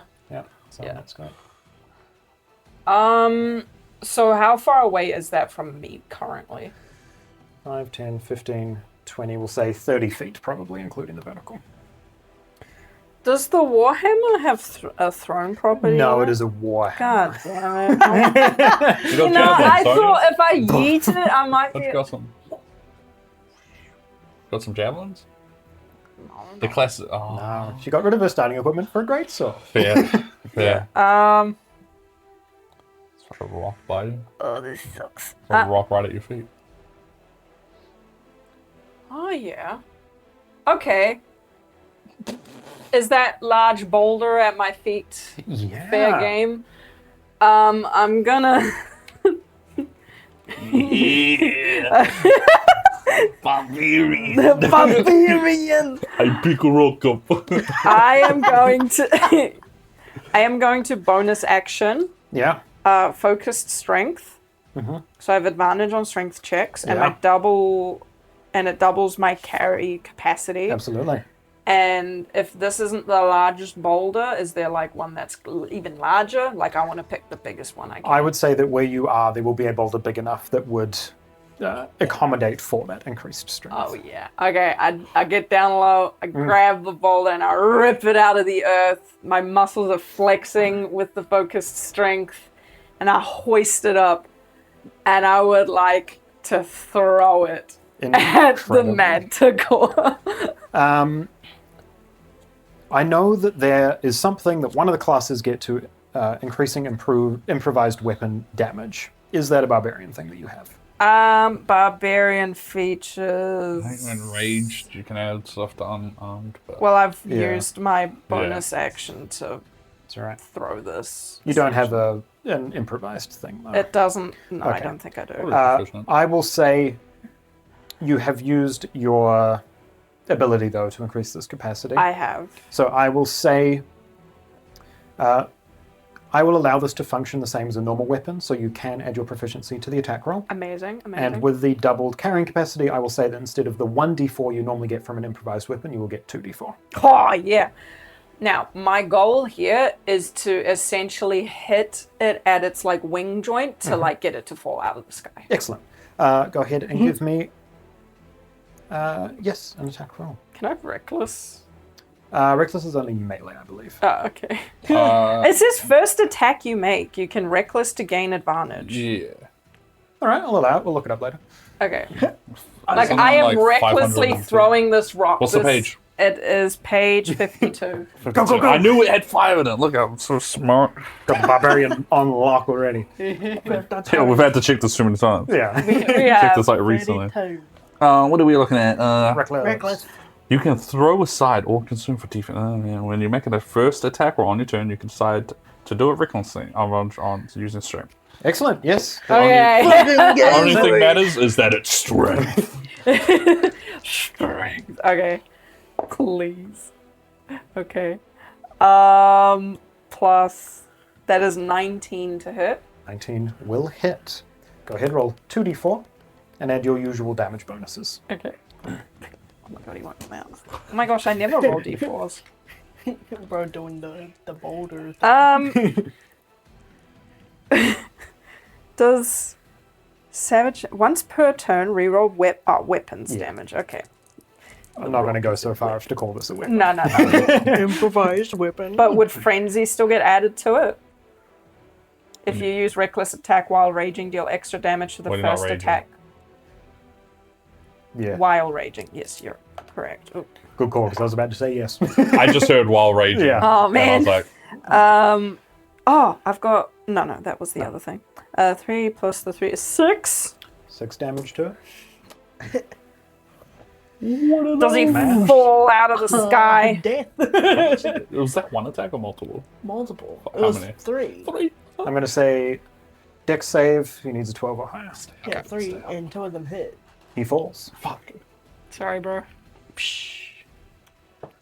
He falls from the sky, I will say, in this instant does not land prone, but is brought down to the ground. Okay.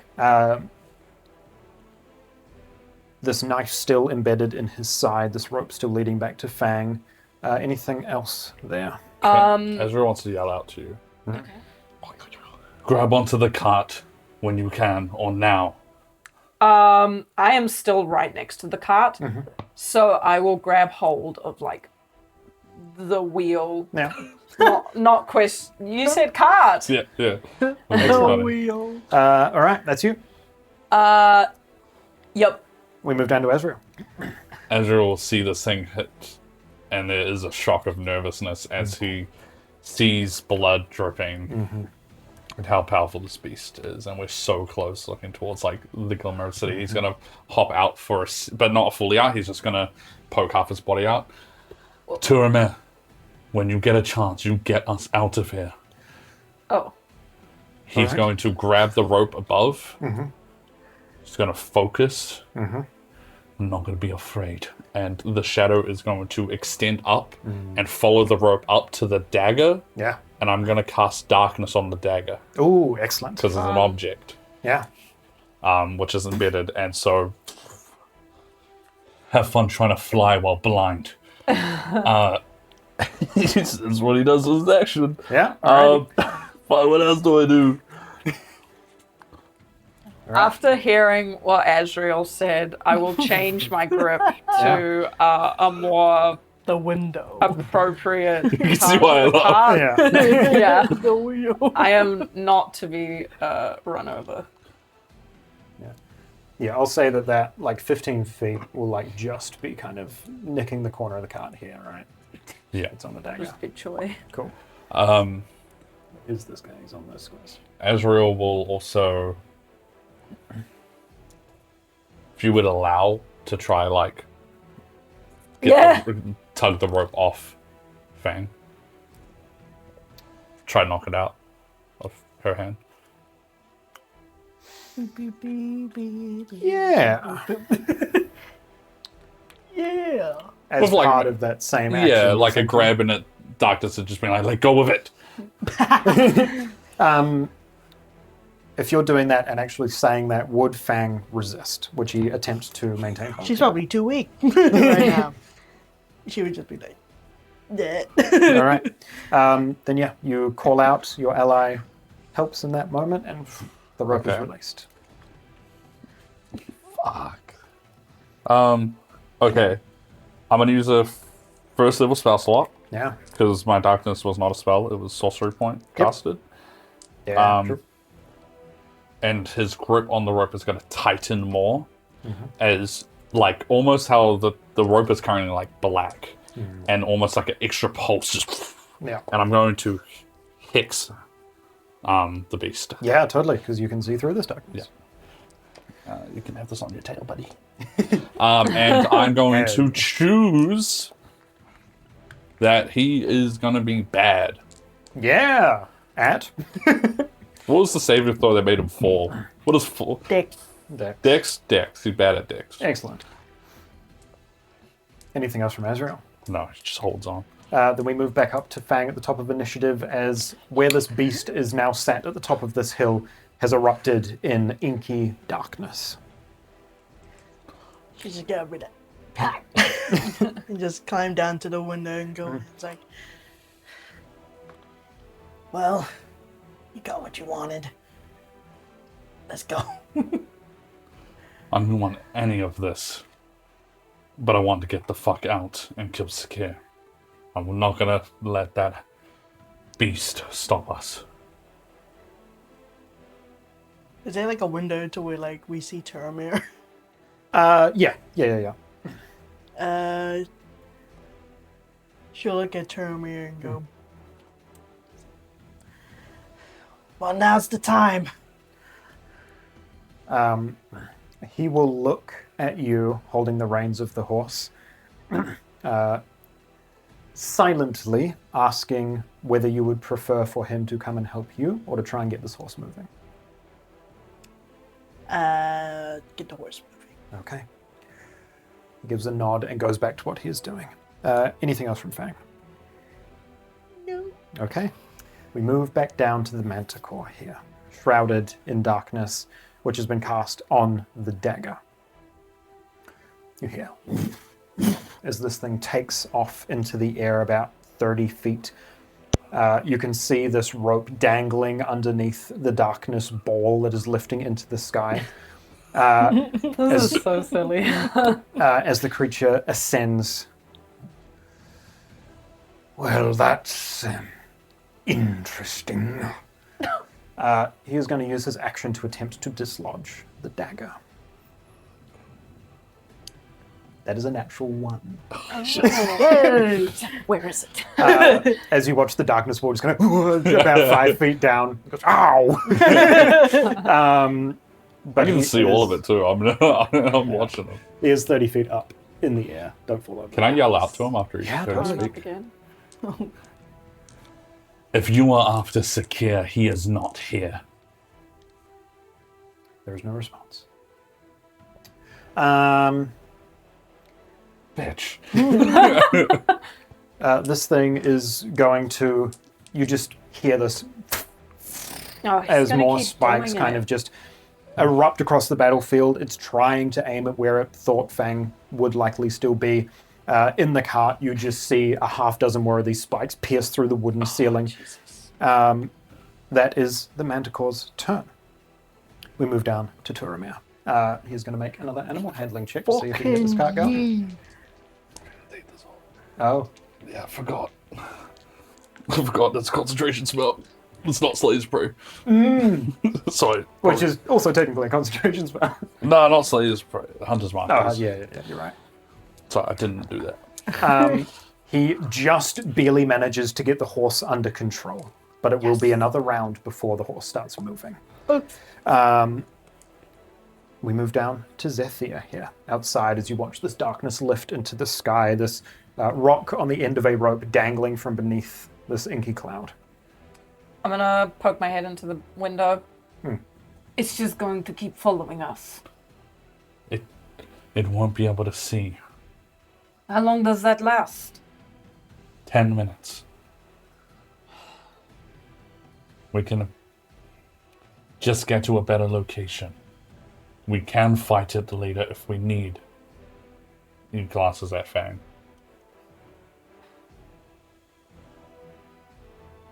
We've faced things like this, not like this before, but we knew we needed all three of us. The manticore, when I hit it with the rock, Yeah. did that seem like a decent amount of damage for his HP pool, or was it like nothing? I mean, he already had a large open wound from the dagger. It is bleeding. You wouldn't call it bloodied, but like it's been visibly hurt by those 2 strikes. Drop your darkness, I'll deal with it. And I'll pull away from the cart and I'll let go of it.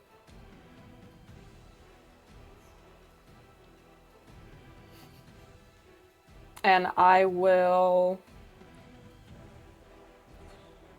make my way up these stairs, actually. Yeah. 1, 2, 3, 4. Yeah. 5, 6? Yeah. Do you currently have 30 feet of movement? Yes. Sweet. Yes, because you're 35 by Yes. default. Yeah. Then yeah, you start moving up the steps. And I will ready an action for if this darkness does drop. Oh, well, bonus action rage. Yep.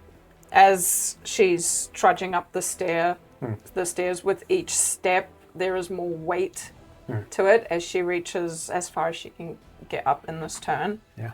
Staring down this inky black circle that is in the sky. Yeah. And yeah, well, I can't exactly.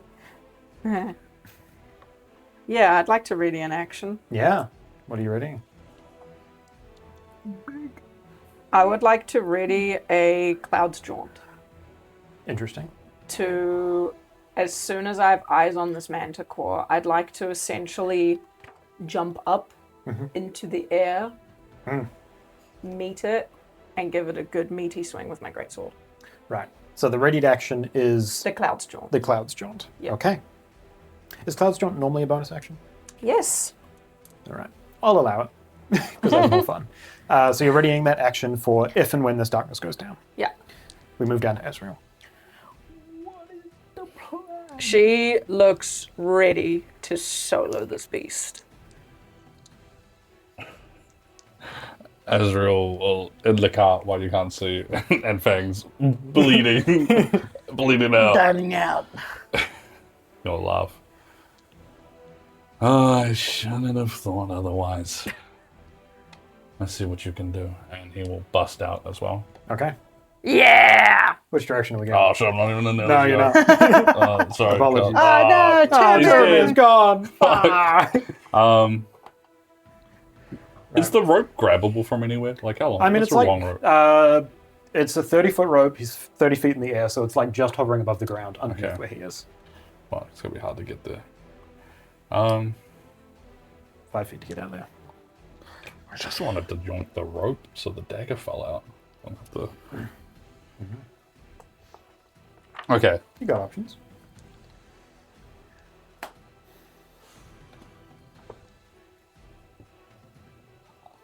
Azreal will... I go probably like here. Yeah. And he will reach his arm down. No. there is this sound of like blood, this almost breaking of skin and flesh, as his arm will actually extend further than it has, larger than it has, and shadows start to whisper out beneath the mask a little and around his feet as he attempts to do this one more time to get closer to control. I'm going to innate sorcery as my bonus action. Excellent. So I have advantage on all attack rolls, not that I already had it already, but stick it. And his arm is going to turn into this roiling ball. It's larger than ever, and it's just spinning and spinning. And he's going to hold it up and kind of focus in and just at the manticore. Amazing. Slowly sliding across that. I'll do chromatic orb. Let's go. Also, What level? Level 1, that's all I got. Yeah, fair. Also, I now see what you mean about the whole readied action, because you Yes. can't ready a bonus action if you've already Technically, bonus yeah. actioned. No, But you're technically you just allowing can't it. ready a bonus action in general. No. But It should, I'll allow it. it should be a rule, you know? It's just a bonus action. Well, I think it's Pathfinder that lets you do a bonus action as an action if you'd prefer. Like you can move up but not down. I would use a sorcery point as well to empower. Oh, fuck yeah. And I'm gonna roll to fucking hit this bitch. Yeah. Kill it before I even need to step in. Oh, yeah, that's what we're talking about. So that's 24 to hit. Ooh, yep, that'll do it. All right, what's the damage on a chromatic orb? Destroy and 3. Destroy. 3d8. Oh, damn. I can choose a type though. Yeah. What type? Fuck, this bitch has definitely got a resistance. I was gonna say, don't get too exotic with it. I think he's too resistant, you know. I'm gonna choose Thunder. Excellent. That seems cool. Yeah. should be safe. 3d8. If you roll the same number on 2 or more d8s. Wait. Then it Waiting. goes for. Nah, I ain't gonna wait. I know I'm empowering it. That's okay. I'll empower it still. Yeah. So it's If I roll 2d8s, it can jump to another target. But Sorry, Zethia. Oh! Magic terming. Does it say May? wait, actually, that's No, kind of funny. I think you can make that distinction. It zaps the wasp. The orb leaps to a different target. Your choice within 30 Yeah, feet. your choice. So we'll just say the ground. It just It's cool if A it hits tree. the ground. Yeah. Bring magic semantics into D&D. Okay, so I'm gonna re-roll proficiency bonus. I can re-roll 2 of them, so I'll re-roll these 2. Very nice. Nice. That'll be 13 thunder damage. Excellent. Thunder damage. This echoing blast. I'm going to ask here. That's a beefy hit on this creature. Would you prefer the shockwave of a thunderous blast to remove the dagger from the creature, or to force it down towards the ground? Oh, Oh, you've still got darkness on the dagger, though, eh? yeah. You can drop that as a free action whenever you like, so. Yeah. Yeah, like my thing is I now have innate sorcery up, so I don't actually need the advantage. I'm gonna, as that roiling shadow energy, with a semblance of, he's not really losing it, but he has some sort of control, shoots out. As the thunder hits, I want the shadow to dissipate with that blast as I drop concentration, and it just outwards as it drops him. Okay.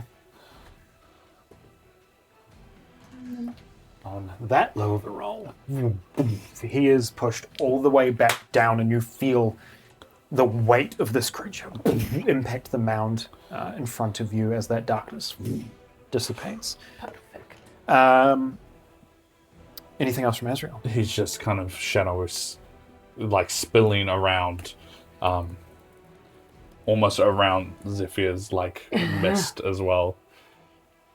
If we're gonna do this, then we do it right. And I will pass. The one Swamp pass. is land. Moving back up to Fang. What are you doing in this moment? Gotta look out the window at the other two Yeah. and see how they're doing. Looking cool You, as fuck. yeah. Very You can cool. most certainly see that they have chosen to fight. She's just gonna sit down in the carriage and just be like, fuck. And look at Termy and see what, like, his reaction is. Yeah. Turamir is engaged with this horse, but seeing these two having chosen to fight, you can tell by the look on his face he won't leave without them. And is looking back at you with this look of, I have this under control. If you go in, I can help you.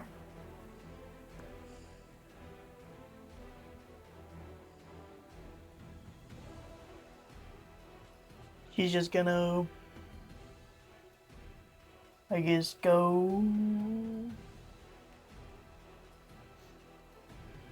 She'll like go up to like the front window Yeah. and she'll like hold out her hand and she'll just like nod to him, like giving him permission. All right. For the sake of ease here, I'm just going to jump Turamir's turn up for a moment, just so that this initiative doesn't get out of whack. And he is going to go for... It will no longer have to be a healing word, but can instead be a cure wounds. Oh hell yeah! That should come up. So Oh yeah, you're getting so much healing. As you regain 14 hit points. 14! Those Damn! were some very good rolls. Very good roll. We like the new 2024 healing spells. yes. Oh, did my bliss have to be used on the first attack? Was that like one of those things? Yeah, technically. But Alright. if you haven't used it, then we'll say you've still got the default. Ah, so Yeah. We'll say that happens during Fang's turn. Is there anything else you're doing?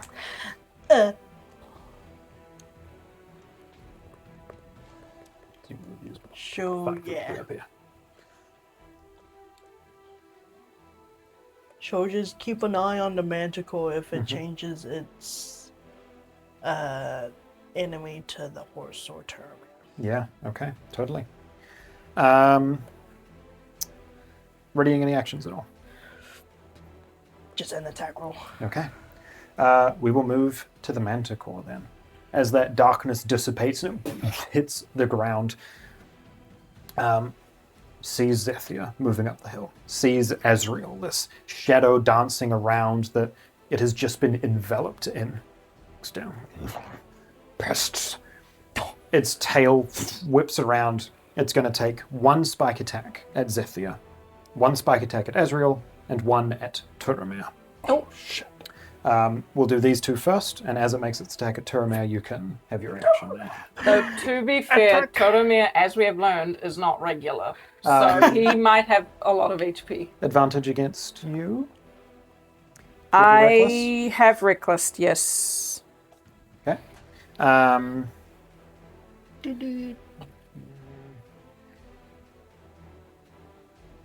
Yeah, that's going to hit with a 22. Jeez. Yep. 10 piercing damage, Half. half to 5. It will then take its attack on Azreal. I believe it hits with a 16. and beats it, right? Yes. Fuck, I can already jump it to 16. Oh no. Not work. Damn it. Okay. Damn. 8 piercing damage to you. And it will take its strike against Turamir here. Just hits with a 14, He'll be alright. dealing 7 damage to Turamir. Triggering Fang's reaction if you would like to take a ranged attack. Yeah. Yeah, sure. Yeah. I roll a 23. Excellent, that'll hit. Bing. Yeah. That is 8 piercing damage. 8 piercing damage.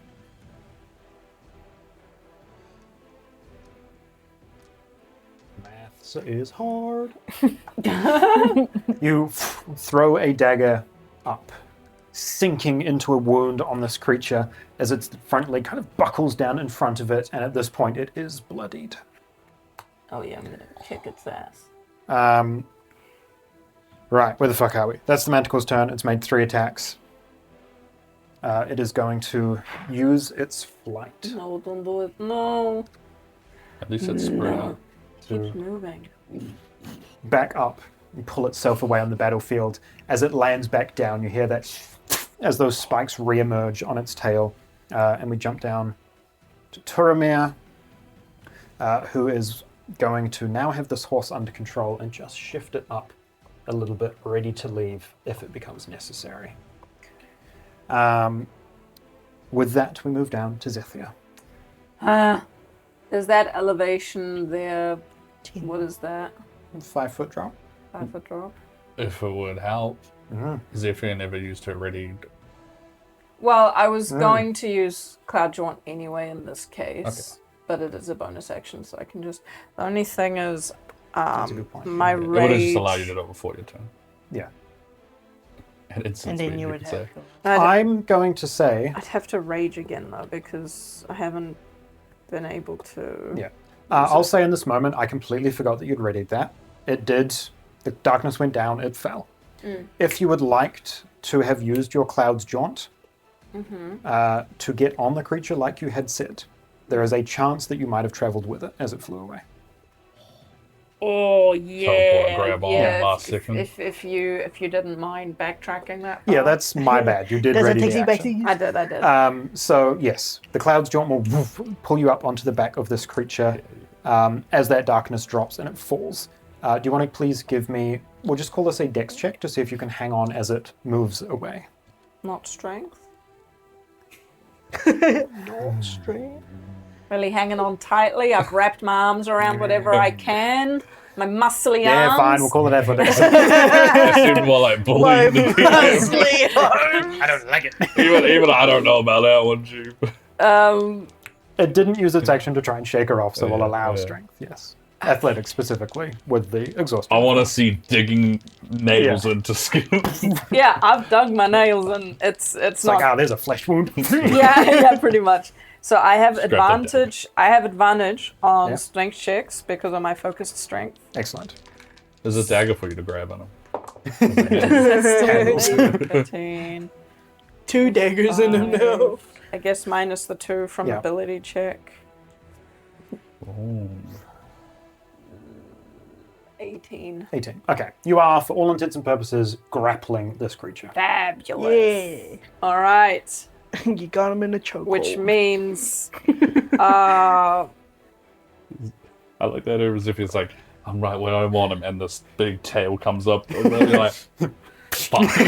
so was that using a readied action? Yeah, that was it? your reaction during my his turn. reaction. Okay, cool. So now I still have an action and bonus Yes, action. so we are starting your turn here. Yeah. Sick. Perfect. Yeah. So as she lets go of this beast,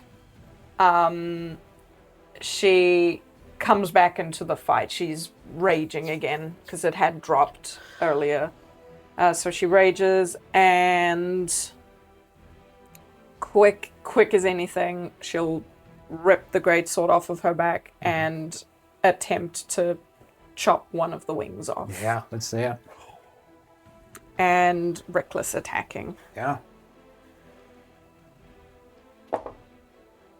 Oh no! 14 to hit. 14 is its AC. Oh. Let's go! Yay! A little too close for comfort. Oh my god. Okay, so savage attack, so either 7 or 7. Sometimes it'd be like that. Sometimes it's 7 or a 7, 10, or sometimes it's 6 12. or Right? 7. Alright. 12 Watch it. plus 5 damage. 5 or rage 6. damage Been dead for bonus. months. 12 Yeah. plus 6 is 18. That is 18 slashing damage. Holy. Nice. Back to math being hard. No. Cool.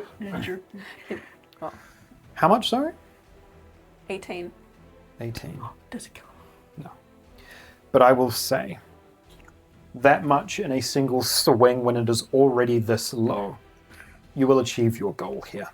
As this blade Yes! carves Good, through, good. does not completely sever, but cuts the entire webbing to the bone, and this creature screams a disturbingly human No. scream out across this battlefield. Anything else from Zethia? Who are you after?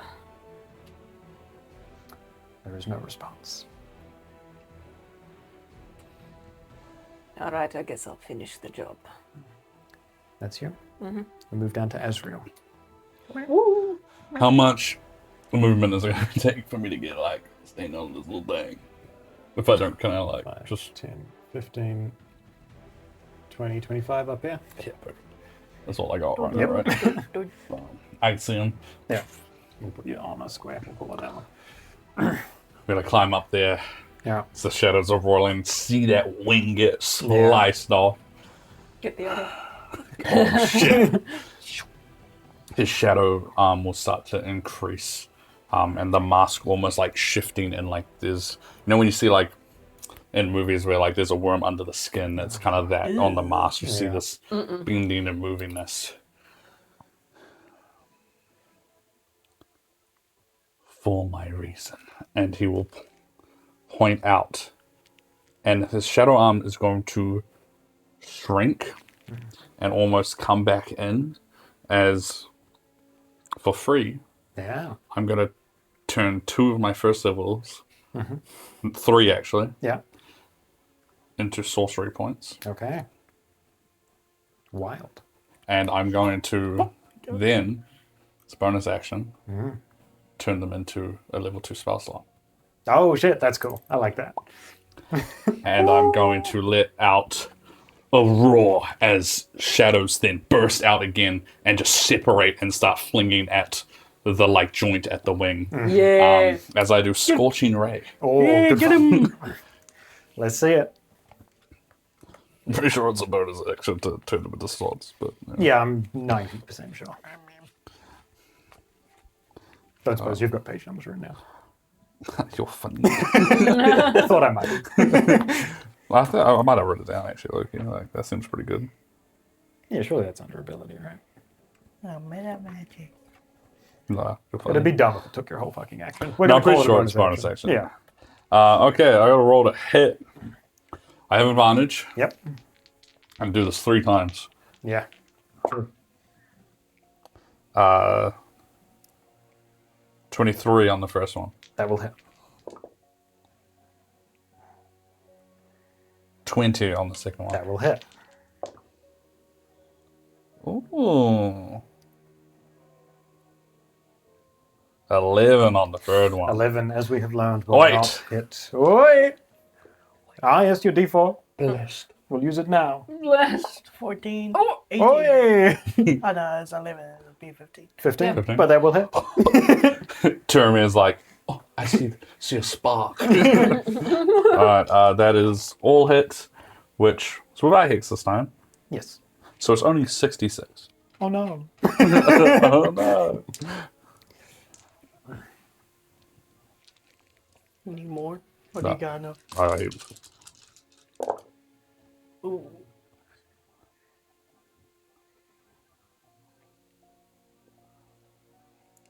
I 15 damage.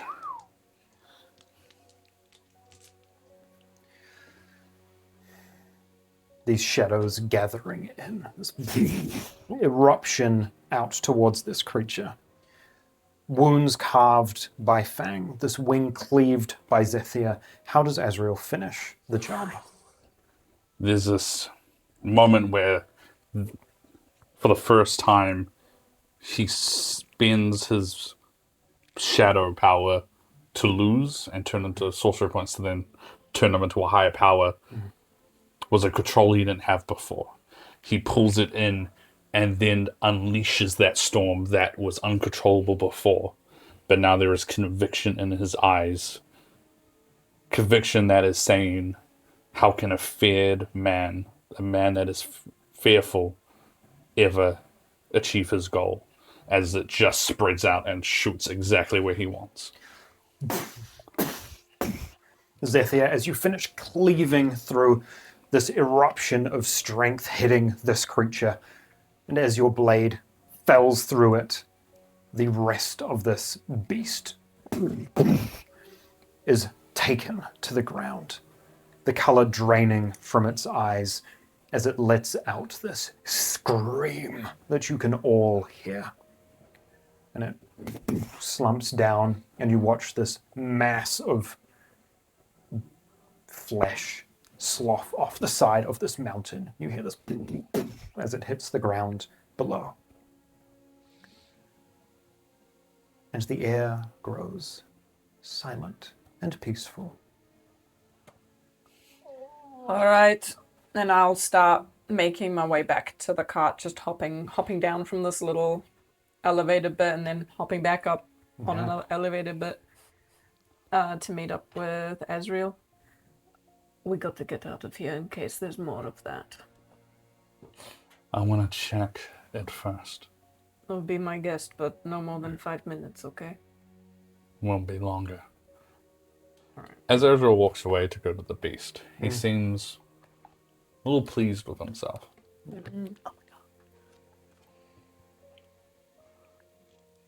I'll go over to the body. Yeah, absolutely. It's kind of fallen down this hillside and is like sloughed at the bottom here. Body. I want to investigate it, this so-called Stitcher. This man-made creature. By magic or by alchemy of some sort. Has Azreal curious. Just want to see if anything sparks a thought. I will let you kind of choose the direction that this moves in by what check you decide to make here. We can call this investigation. We could call this arcana, or we could call this medicine, depending on what information you think Azrael's trying to glean. So investigation. Investigation, Arcana. or medicine.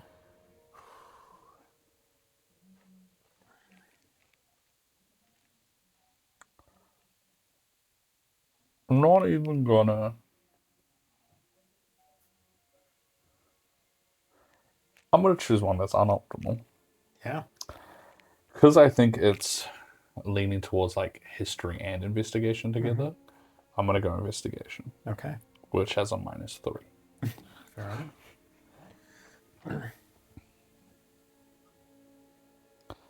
I'm also going to add a d6. Yes. Absolutely.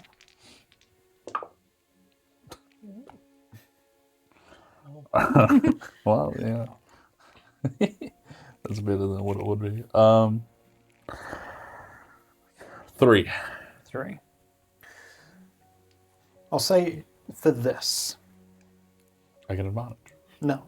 Technically less from the -2 ability from exhaustion. True. 31. I rolled in that one.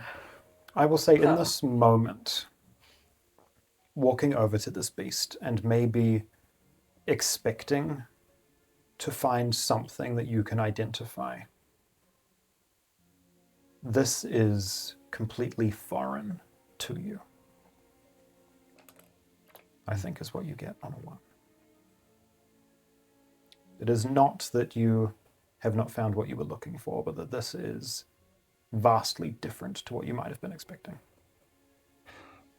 Can I see if there's any like paper on him or anything that maybe like was left? There, no check required on that. There is nothing. This is like finding a beast in the wild, although you know damn well that this is not some wild beast.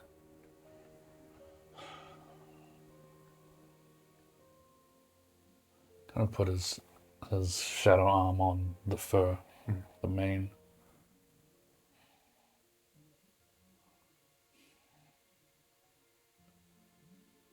Everywhere.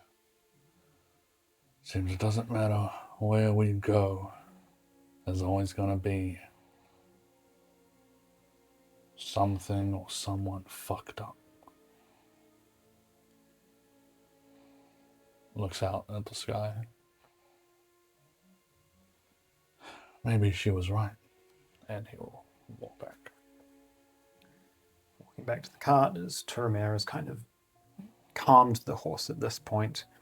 Has removed a few of the spikes from the ceiling that were in more precarious locations. And has kind of gathered most of you back here in the carriage.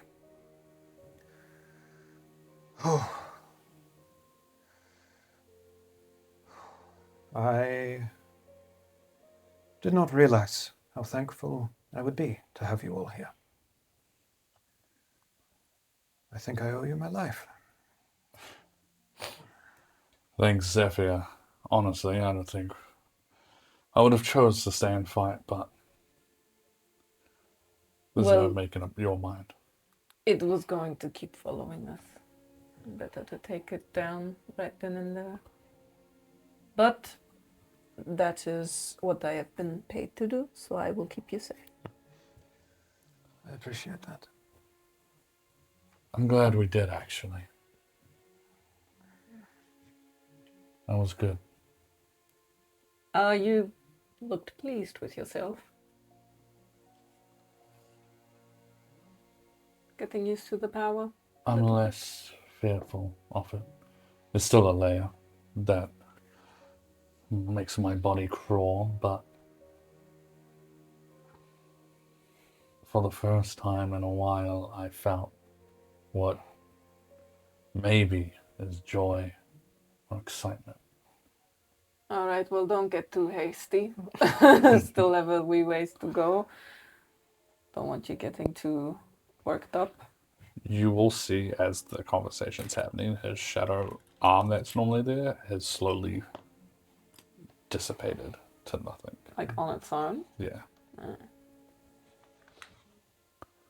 Not gonna come back full swing?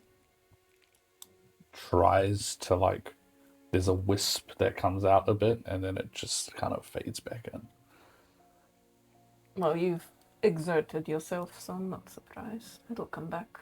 Yeah. Probably. Didn't know I had a limit, I guess. Everyone has a limit. It's good to know that. If I ever lose control, I guess I just have to send it all out. All right, onwards. We are so close, and I don't want any more hiccups along the way. I walk over to Fang. Yeah. Is Fang still, like, injured? She's feeling a lot better. She got healed. That's right. At least you lived. What's that supposed to mean? Well, it just, out of nowhere, you got spiked pretty good. I'm glad you're with us to kill Zethia. Maybe stay in the cart until we get to Bellum. Wouldn't want something like that happening again. Fine. On the reins as the horse begins slowly trotting forward, picks up, and continues your journey towards Bellum. Continuing travel to the point that you are a couple hours outside the city So close. as the sun fully sets. We can push on if you would prefer. Might be hard to find a night's rest getting into the city after midnight, though. Well, a good night's rest is what we really need. So if our chances of getting something like that are increased, if we wait and camp out one more time, then I say we camp out. Got no quarrels. We're not going to be killing the Zethia like this anyway. No. A wise choice, I would think. He'll pull the cart over and go through the usual setting up of a small camp here. Bellum now present, not too far in the distance here. At like the campfire, maybe. Yeah. Fang. Did your eyes meet the beast's eyes when it spoke to you?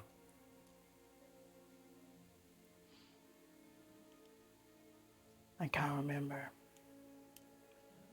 Did it feel personal when he said he found you? No.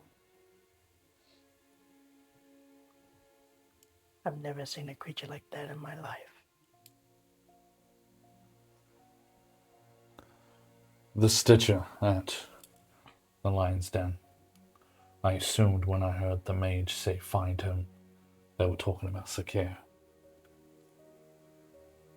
Sure, we have a garage. But that beast saw us. There was no Sakir inside, and I said it to him. It didn't care. Is Toromir with us? He would be like ruffling around in the carriage, just doing his own thing. Hold on a moment. And I'll get up and join Toromir for a second. Everything all right? Yes, we haven't talked a lot, you and I. No, I suppose we haven't. I think now would be a good time to maybe tell us if someone is actually looking for you.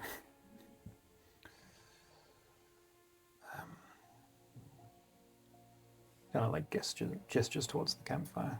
Shall we take a seat? Bring him over to the campfire and sit myself down. Do I see like this weird tension as they come over? As Certainly. Azreal chuckles and like leans back. It's just see, we're gonna get some interesting stories, perhaps. Right before we part ways. I wish there was more to tell, honestly. He'll sit down around the fire, holding in his hand this bony spike, this like deep black spine that had pierced him earlier in the day. No. Just kind of like stabs it into the dirt. Oh, it has been a long time since I've been wounded like that. I wish I could tell you what they were after. But I can tell you for a fact, it was probably me. Who was after you? That abomination, as you've probably figured out, is some stitched together amalgamation. I don't know why they were looking for me. I've done a lot in my past. There's any number of things that they could want to know. Who is they? Anybody. The mages. This time, it would seem. So you're a wanted man. I was not just living my life in the Badlands to help people. I was also helping myself, to some extent. A nice man of the cloth like you, getting in trouble with mages. Helping people does not always make you the most friends. So I take it the only place that might not necessarily be looking for you is the Watch. I wish that were true. They're after you too. As I said, there is a reason I was in the Badlands. Why are you so sought after? What makes you special? Anyone here that would like to help loosen his lips a little bit can give me a persuasion or intimidation check if you'd like in this moment. I want to help in an interesting way. No. Azreal wants to make him admit something by accident. Here's a theory. He wants to ask him a question. He wants to ask it in a way that seems so natural and just like anyone would answer. About the what was the 30 years ago event? The quake. The quake. He just wants to casually, in the middle of the conversation, be like, "Where were you during the quake?" Then as this conversation is happening, I'll allow you to make a deception check to see if you can just squeeze that bit of information out. And I'll get you to make either persuasion or intimidation, depending on how you're trying to sway him. In this instant, Zethia isn't thinking about scaring this man. She's genuinely just curious, so she will go for the persuasion. Okay. Is Fang doing anything in this moment or just listening? What are you doing? She'll be listening first. Okay. Bro, my dice only want to do good on charisma. Don't checks. forget, it's a -2. Oh, it's -2. That's fine. Oh man, 29. Unnatural 20 Very nice. with the -2. that's a 5. 5. Not very persuasive. In his response to your question,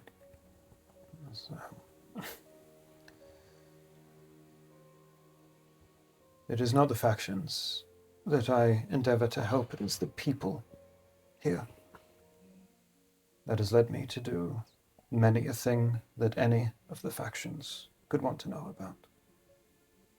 I wish I could tell you why specifically the Majorum were after me. And as you kind of slot that into this conversation, as he is carefully wording his response to Zethia.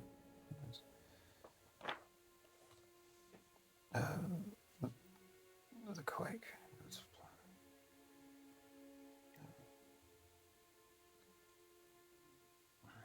I think that the way that he would respond to that, in passing, mid-answering Zethia's question,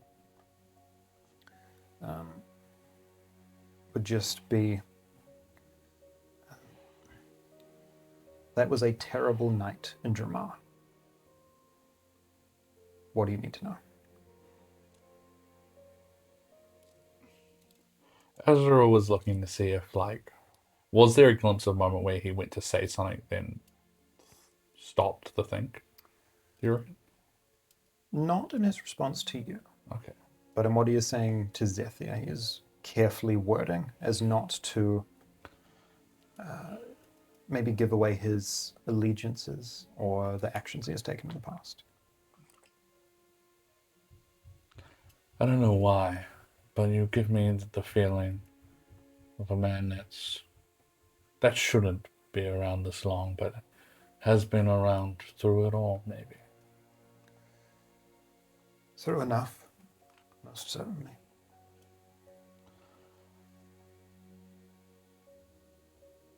You say everyone is after you. No.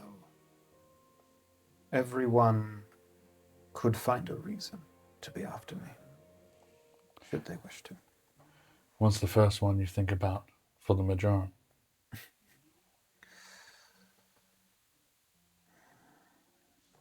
On that unnatural 20 from earlier, I'll say that there is this kind of resignment to him, that he knows that holding information from this group might get dangerous.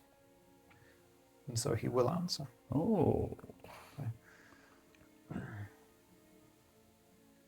There was a time in my not so distant past where I would help acquire and hide objects of significance. At the mention of this, Zethia will kind of shift uncomfortably at the mention of that. I know the mages like their trinkets. Maybe they're looking for information or leads. When was the last time you were in contact with mages? I wouldn't say I was ever in contact with mages, but I haven't been. I didn't think I was running away from them for a few years. You're a very interesting person. That, I think, is why the quiet life suits me best now.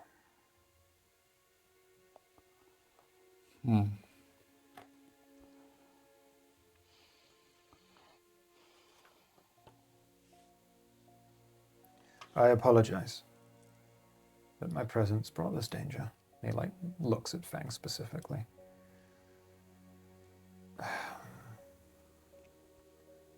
There is not much I can say. But I thank you for not running.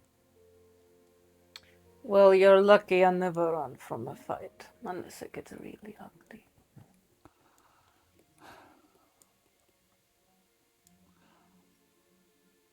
I was hoping to learn more from that creature's body, but never seen anything like it before. Mages. They love information. They want to dissect everything and everyone. What type of information would they not have that you do? Or more that you probably just know a lot of things. Probably that.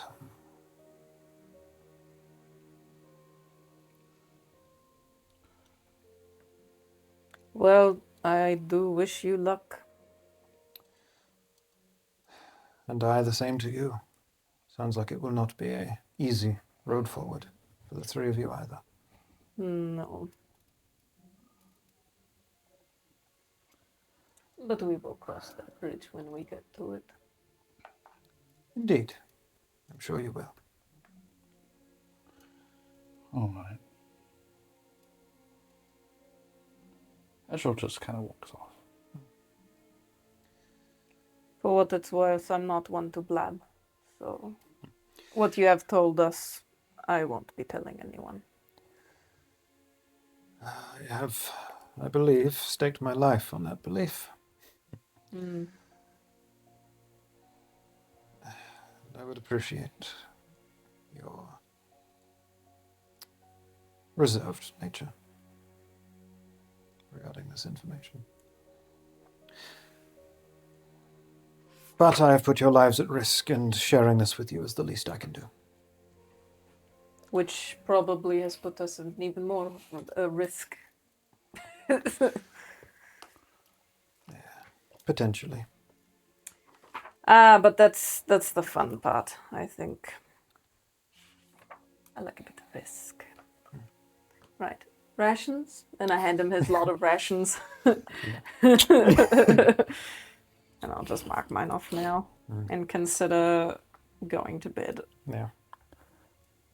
Azreal will wait for whatever quiet time where everyone's asleep to find Jeremy. Yeah. Fang is actually going to keep an eye on you two. Are you trying to keep within earshot or just keeping visual? She'll go visual and just read off of body language cues. Awesome. I'll walk up to Jeremy. You walked off? I won't spill your secrets. I won't even ask what you are, being that you haven't asked what I am. You seem to have a lot of information, and frankly, that's one thing I don't have the luxury of having. Someone asked me recently, what do I hold dear? I've told you one of them. The other, just memories that I currently have. Don't have many, so you have to worship and hold on to the ones you do have. I'm hoping you'll fill the gaps for me. I'll do what I can. I'll bring out a book, and he will face it to him. This name.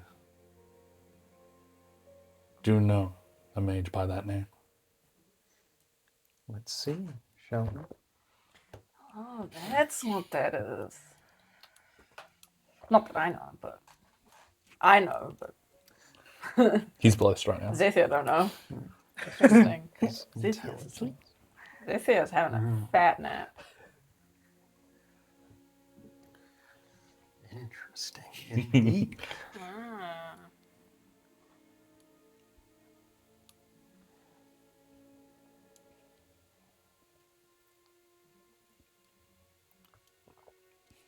The front of the book, does it specifically just have that name on it?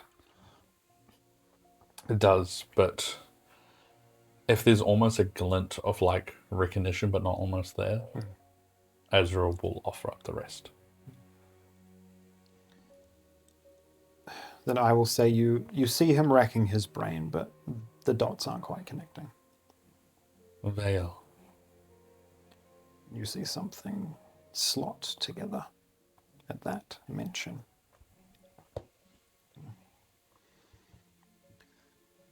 I mentioned before that I didn't think I had been running from mages for some time. But back in the days when I was, that is a name that I had heard in passing. A most powerful figure. It's a bit of surprise. Even, I would call it shock. Azreal into a smirk, maybe happy or proudness, whatever it might be. Please share anything. What did you hear she was like?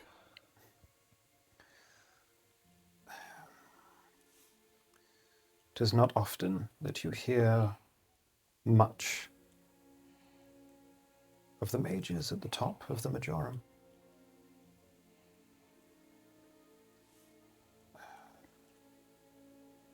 Veil. Her name was known before all of this. She made sure it was known after. All I know is that she is an incredibly talented mage. He will lean in. Smiling. I have no doubt that she was, and is. And he's going to put his hand through his hair and move it up past his horn to reveal something. And she had quite the vision, and she was very brilliant. And he'll let the hair fall back down. Seems that I am not the most interesting man here tonight. Maybe not. But if you hear anything, and I mean a part of her name, any detail, let me know.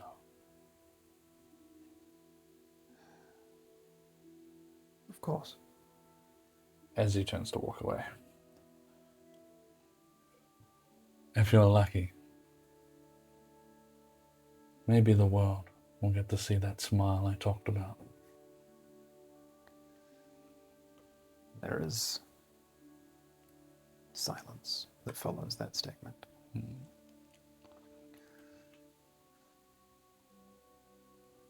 Unless there is anything else here this evening. What the hell's going I'll say- on over here? Fang, watching from a distance, you definitely read several of Azreal's emotions throughout that kind of swell in response to some of Turamir's answers. But as Azreal turns to leave, you will notice this. It's not horror, but there's definitely this sense of there is a chance that this goes very poorly as Azreal walks away. Turamir kind of watching Azreal leave, just resigns himself to that fact and returns to the carriage to sleep. Fang will sneakily go to the carriage and like keep an eye on Terramir and see if he like talks to himself or does anything. I think before going to sleep, he would just kind of holding that religious symbol in his hand, just kind of rubbing it.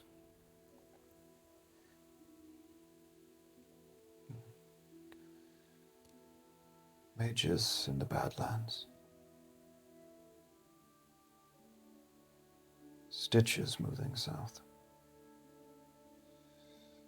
Things are happening, mistress.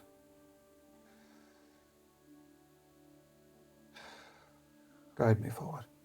And he'll just push it under his shirt and will tuck himself in for a rest. I think you and Bro are like on two different sides here. I'm not gonna lie.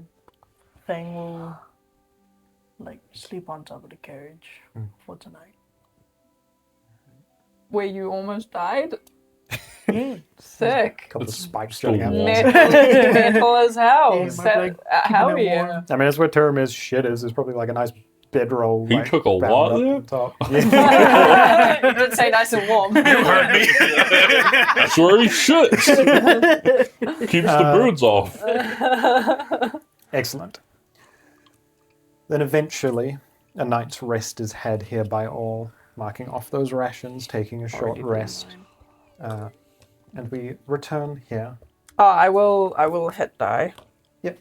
Just in case something decides it wants one last bite. I used 2 last time, and so I got 1. I think this will be the last time we officially did it. Wow! That's so much! Oh wait, Pascal.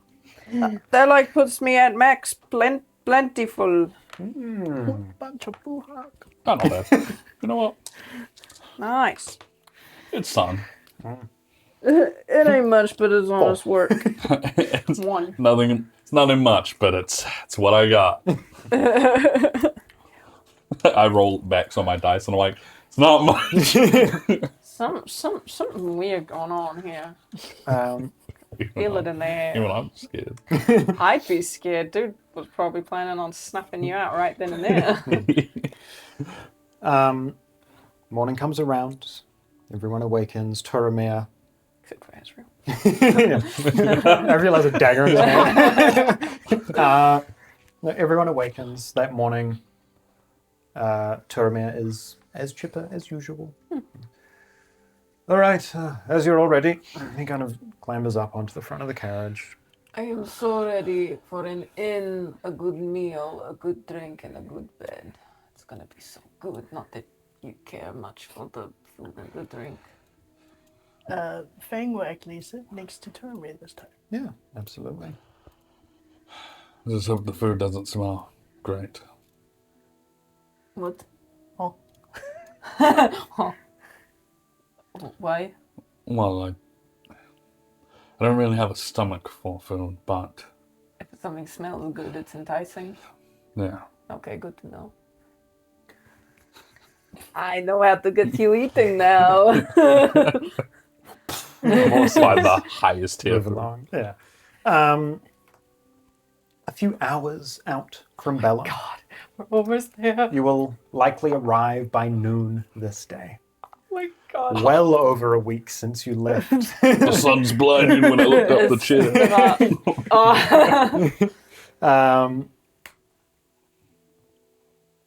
We're on our Few way. hours We're at from Bellum. We have arrived. Sun glaring down here. Oh, Moving forward. There is always some amount of smoke billowing up from the city, but like from kind of 9 in the morning till about 10:30, every couple of minutes, another smokestack lights up. Till around 11 in the morning, where again there are 100 or more plumes of smoke billowing into the air from the various forges. And as you draw closer, you notice almost as much steam as smoke piling up from this city. But these walls grow ever closer. You can begin to see rooftops peeking over, can begin to see the largest structure here in town. This, what could easily be the size of an entire city block, a single building that itself is walled within the city, that is a little bit taller than everything else. You can see watchtowers posted on the corners of that internal wall with members of the watch. Drawing closer to the city itself, you can see a caravan of about 15 or so carriages that is currently lined up in front of the front gates and slowly are being processed and let into the city. Those walls, 60 foot high, and there's a good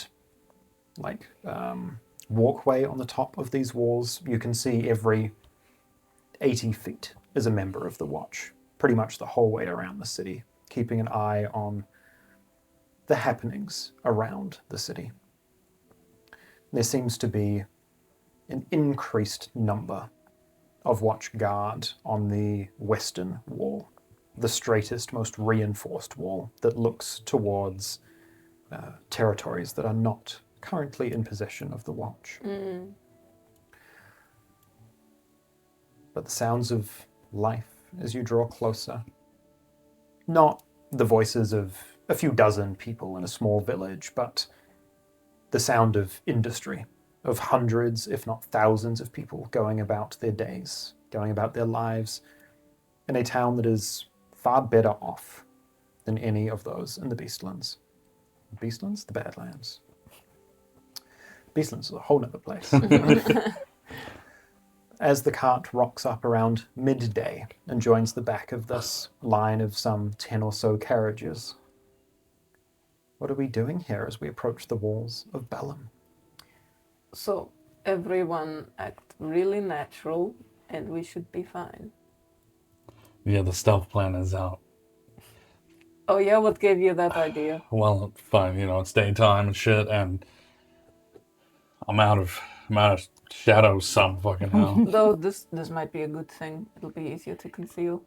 Yeah, I don't really have to focus on it at the moment. It'll be good. I will pull over my coat to cover the spreading shadow on my chest. Try to look as normal as possible. Azreal, normal? Never. Good Christian boy. Good Christian boy. Anything anyone else is doing here before you meet the watch at the gates? Nah. Zethia's ready to go. All right. Then slowly, over the course of probably half an hour, these carriages in front of you are slowly processed into the city. Let us in. You can see merchant carts, people moving from the south and from the north, meeting up here. People that are bringing in various food. You can see one of these carriages is filled with unrefined ore. You can see that there are merchants and people coming from smaller towns with goods to sell in the city before heading home. And there are the occasional carriage of people that are just coming in from one of the other cities or one of the other towns to spend time in Bellum. And as you get to the front gates here, the first in the queue, heavy metal doors, some 60 feet tall, that are currently open out. 2 members of the watch on either side as these carriages are pushing in. Oh, yeah. And a member of the watch, heavy coat, markings of yellow, this tall, the tall brimmed hats that they wear, a small crossbow at his side, walks up with a sheet of parchment and greets Turamir at the front of the carriage. Is Fang still sitting up the front? Mm. There's this kind of look of surprise a little bit. He goes, Sir, your business in Bellum? Yes. Just heading down from Cybus to spend some time with family. Yes. Your name? Yes. Turamir? Yes. Takes a look in the window, sees the two of you. My hands are in my pocket. Yeah. My hand. Sorry. You kind of like looks in at you and just glances towards Azreal, gives a bit of a question look. Moves back towards the front. Yes. It will be a silver piece for yourself and your Goliath friend, and your employees here will be a copper's worth a person. Very well. And he'll fork out a couple of silver and a couple of pieces of this quartz that the watch are currently using as copper. Don't take it personally. Don't Hands take them it over. personally. So, enjoy your stay. Thank you very much. If he was going to stay longer, I would have charged him. Damn. As you get through the gates a little bit, you just hear Turomir kind of like pull the curtain back a little bit. Thank you. He closes it again.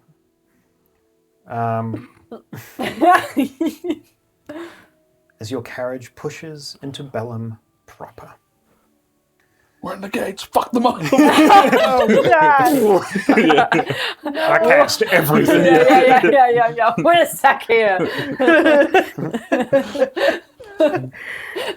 The street that you entered on, outside the gates here, would be lined with a few buildings. Most cities have slums, right? People that are kind of sit up outside trying to sell goods that won't sell very well in the city. But for the most part, Bellum is clean. There is very little in the way of slums outside the walls. Instead, as you enter in, you are greeted by a very horizontal city. There are very few buildings that are taller than 2 stories. It looks like the watch definitely prefer to expand out rather than up. You enter into a district that is filled with shops and houses and inns. And looking into the city, you can see clear distinction of districts ending and starting. Housing to the north and the south, you can see a much more wealthy-looking district next to the western wall, sat at the base of this raised platform where that huge central guarded building sits. You've been in watch cities before. Each of them have a building like this, the Citadel. This is a headquarters and base of operations for the watch, and it is where any wealthy or influential people come to make decisions. Most interestingly, this city, the thing that sets it apart, as you enter through the main gates and look to your left down side streets, you can see where the wall used to cut off the city, where a large section of town used to be outside the walls, used to be a slum. But that wall has been broken down and moved to include that entire section of buildings that has expanded the size of the city by almost 30%. And each and every one of those buildings is in some way, shape, or form a forge. Hundreds of chimneys that pull out of these forges. You can see warehouses, ore refineries, smiths, leatherworks, an entire district that was created for industry. Moving through the streets here, things that you never would have seen in smaller towns or in the cities of the other factions. Metallic pipes that are pumping hot water through these buildings. Each of the forges that you can see seems to have a secondary chimney where steam is pouring into the air, and the sounds of these forges echo out this heavy, rhythmic, metallic crashing sound that is clearly not a hammer on an anvil. This is Bellum, the industrial heart of the watch. This is where ore turns to ingot, and ingot turns to weapon. Industrial age. Very much so. As you enter here, Turomir kind of pulls that curtain back. Well, we're here. Where do we even begin? That is an excellent question. Can I attempt something? I'll look out one of the windows. Is there like a watchman somewhere? Yeah, nearby? I mean, patrolling the street, like every few hundred feet, you would see a member of the watch. I'm gonna hop out the cart. Yeah. Just gonna like limp over to one. Oh, this will be interesting. Excuse me. You all right? And he'll like try and like move towards you, I'll kind of help hold you it up a about bit. Yeah. My employer, we just arrived and he's wondering where we might take our cart horses. Yes. Of course. Where is your employer? Just over there. Come. And he'll kind of help you hobble over towards the cart. Anyone that knows Azreal sees like this hidden, like he's Yeah. This member of the watch begins having a conversation with Turamir. Yes. If this is your first time in Bellum, you are more than welcome to set yourself up. I would highly recommend the smokestack near the front of the city. They have excellent rooms. For your employees, I do believe that there are barracks not too far from that, about half a block away. Should be easy enough for you to find a place for your horse and cart as well, should you require it. Thank you, most certainly. I will do just that. I'll like wobble off and be like, "Thank you very much, sir." Of course. He kind of like, even as he's talking to you, is like half of that conversation is directed towards Turamir. I will like wobble to the door and just fully straighten my back and walk in normally. Eventually, Turamir will move the cart around and will head in the direction of this location. Yes. I assume that you all are not wishing to stay in the workers' barracks. No, dear master. Please don't.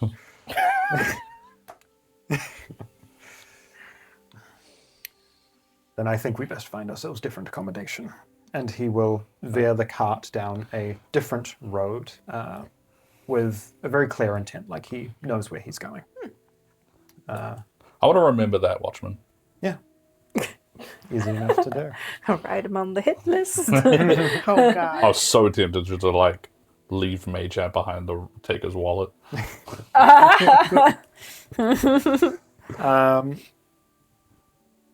He kind of pushes down a street.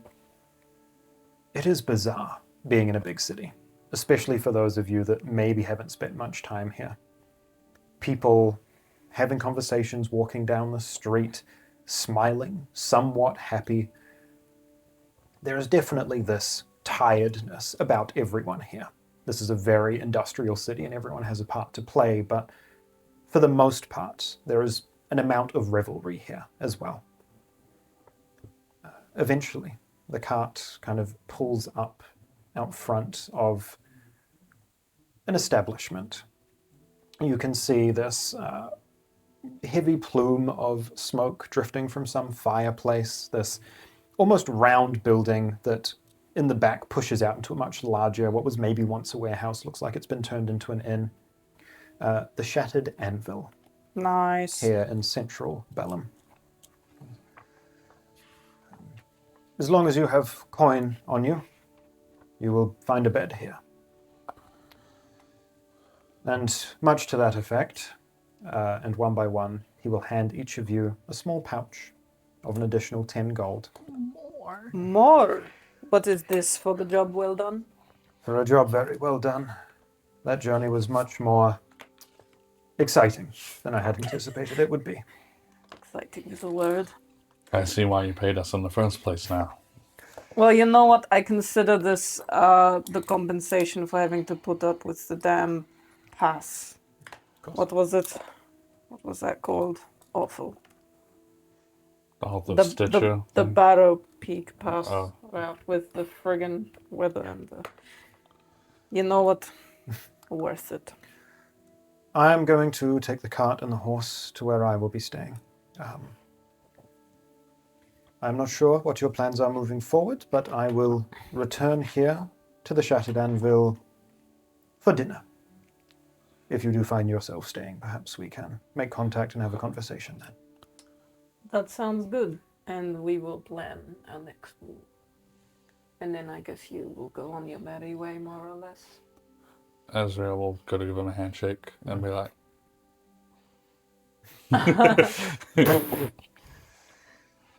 Fang's gonna stay in the cart, actually. Okay.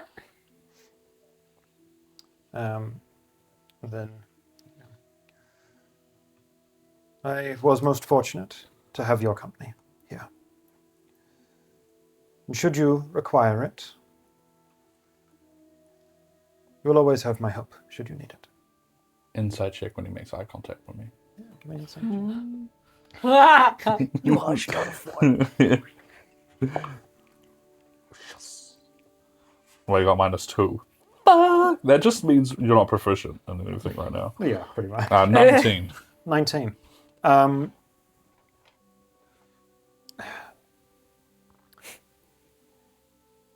a 19.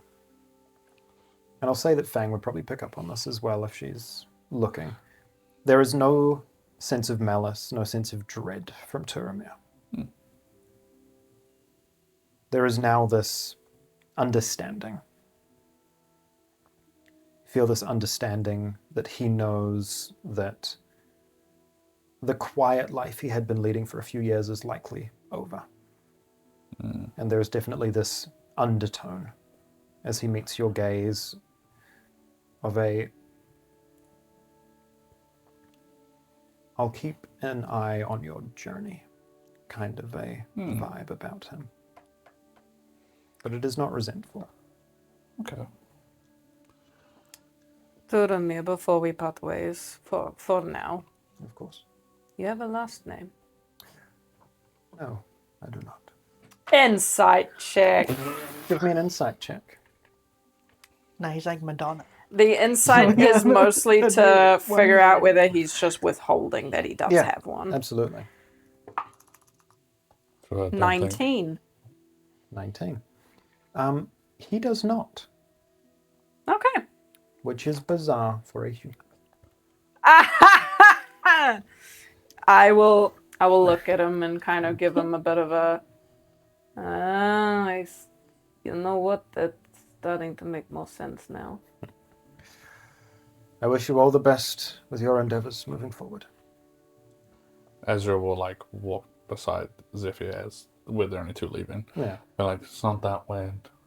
I guess none of us really have given a last name. I also don't have one. So, then what the?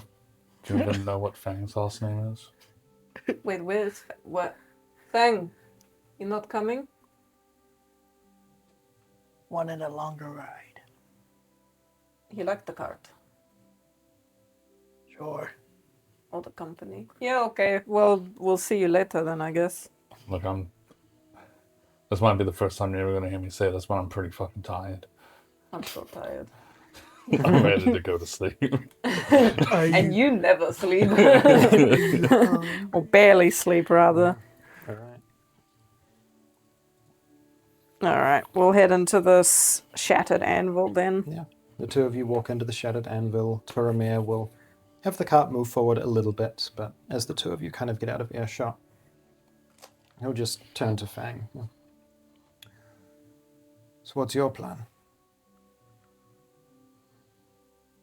Want to make sure you get home safe. Aww. I appreciate that. And I'll be happy to have the company most of the way. Once we get to a certain point, my friend is a private individual. I hope you understand. I don't. But I'll respect your commands. Hasn't looked in the mirror.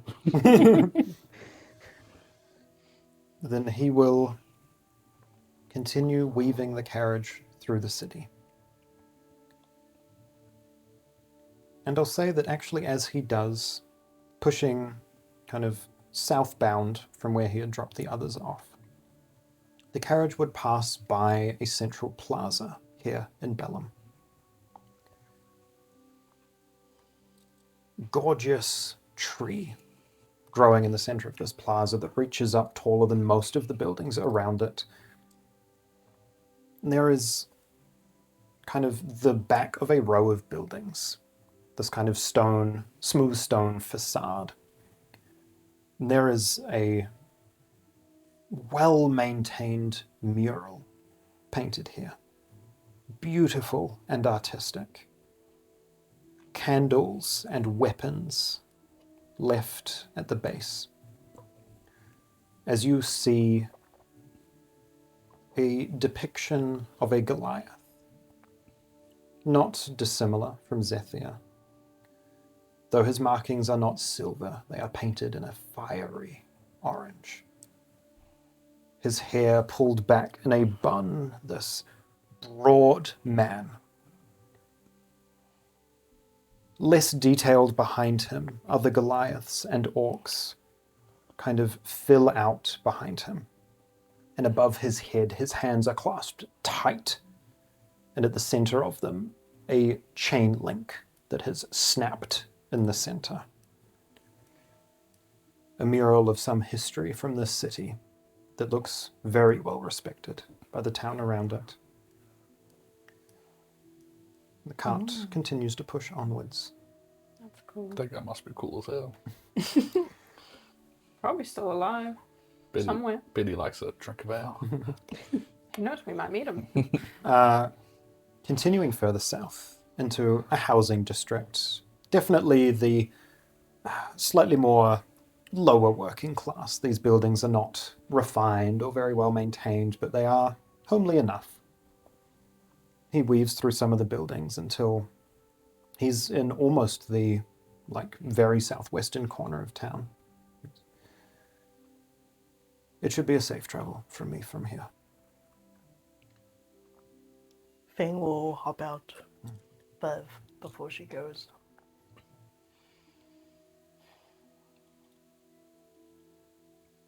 There's one thing I've been unsure about. Of course. Tell me, will you become our enemy?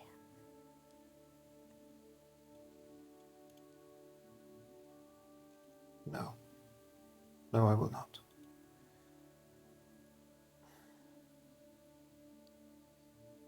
I will not allow myself to put you in that position. There is a chance, however, though, that unfortunately my quiet days may be over, and I might become an ally.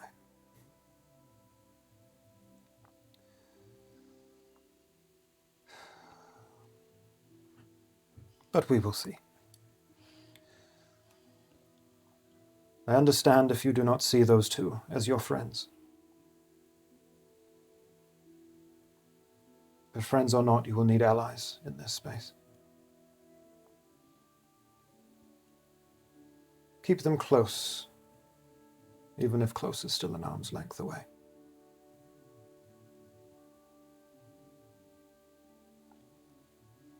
She'll just look at Termir and then turn away and start walking back to the inn.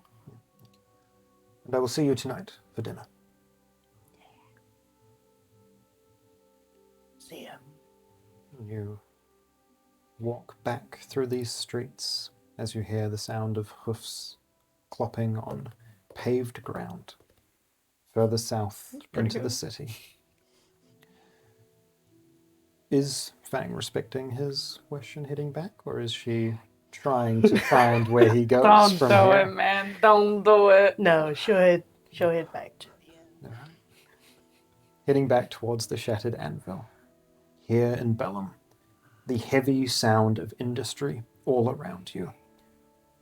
The banging of forge hammers, the occasional whistle of a steam vent. And I think that is where we will end our session tonight. And pick up here in the heart of the watch next time. We're in Bellum. We finally made it. That was the longest 8 days of travel. Oh my god.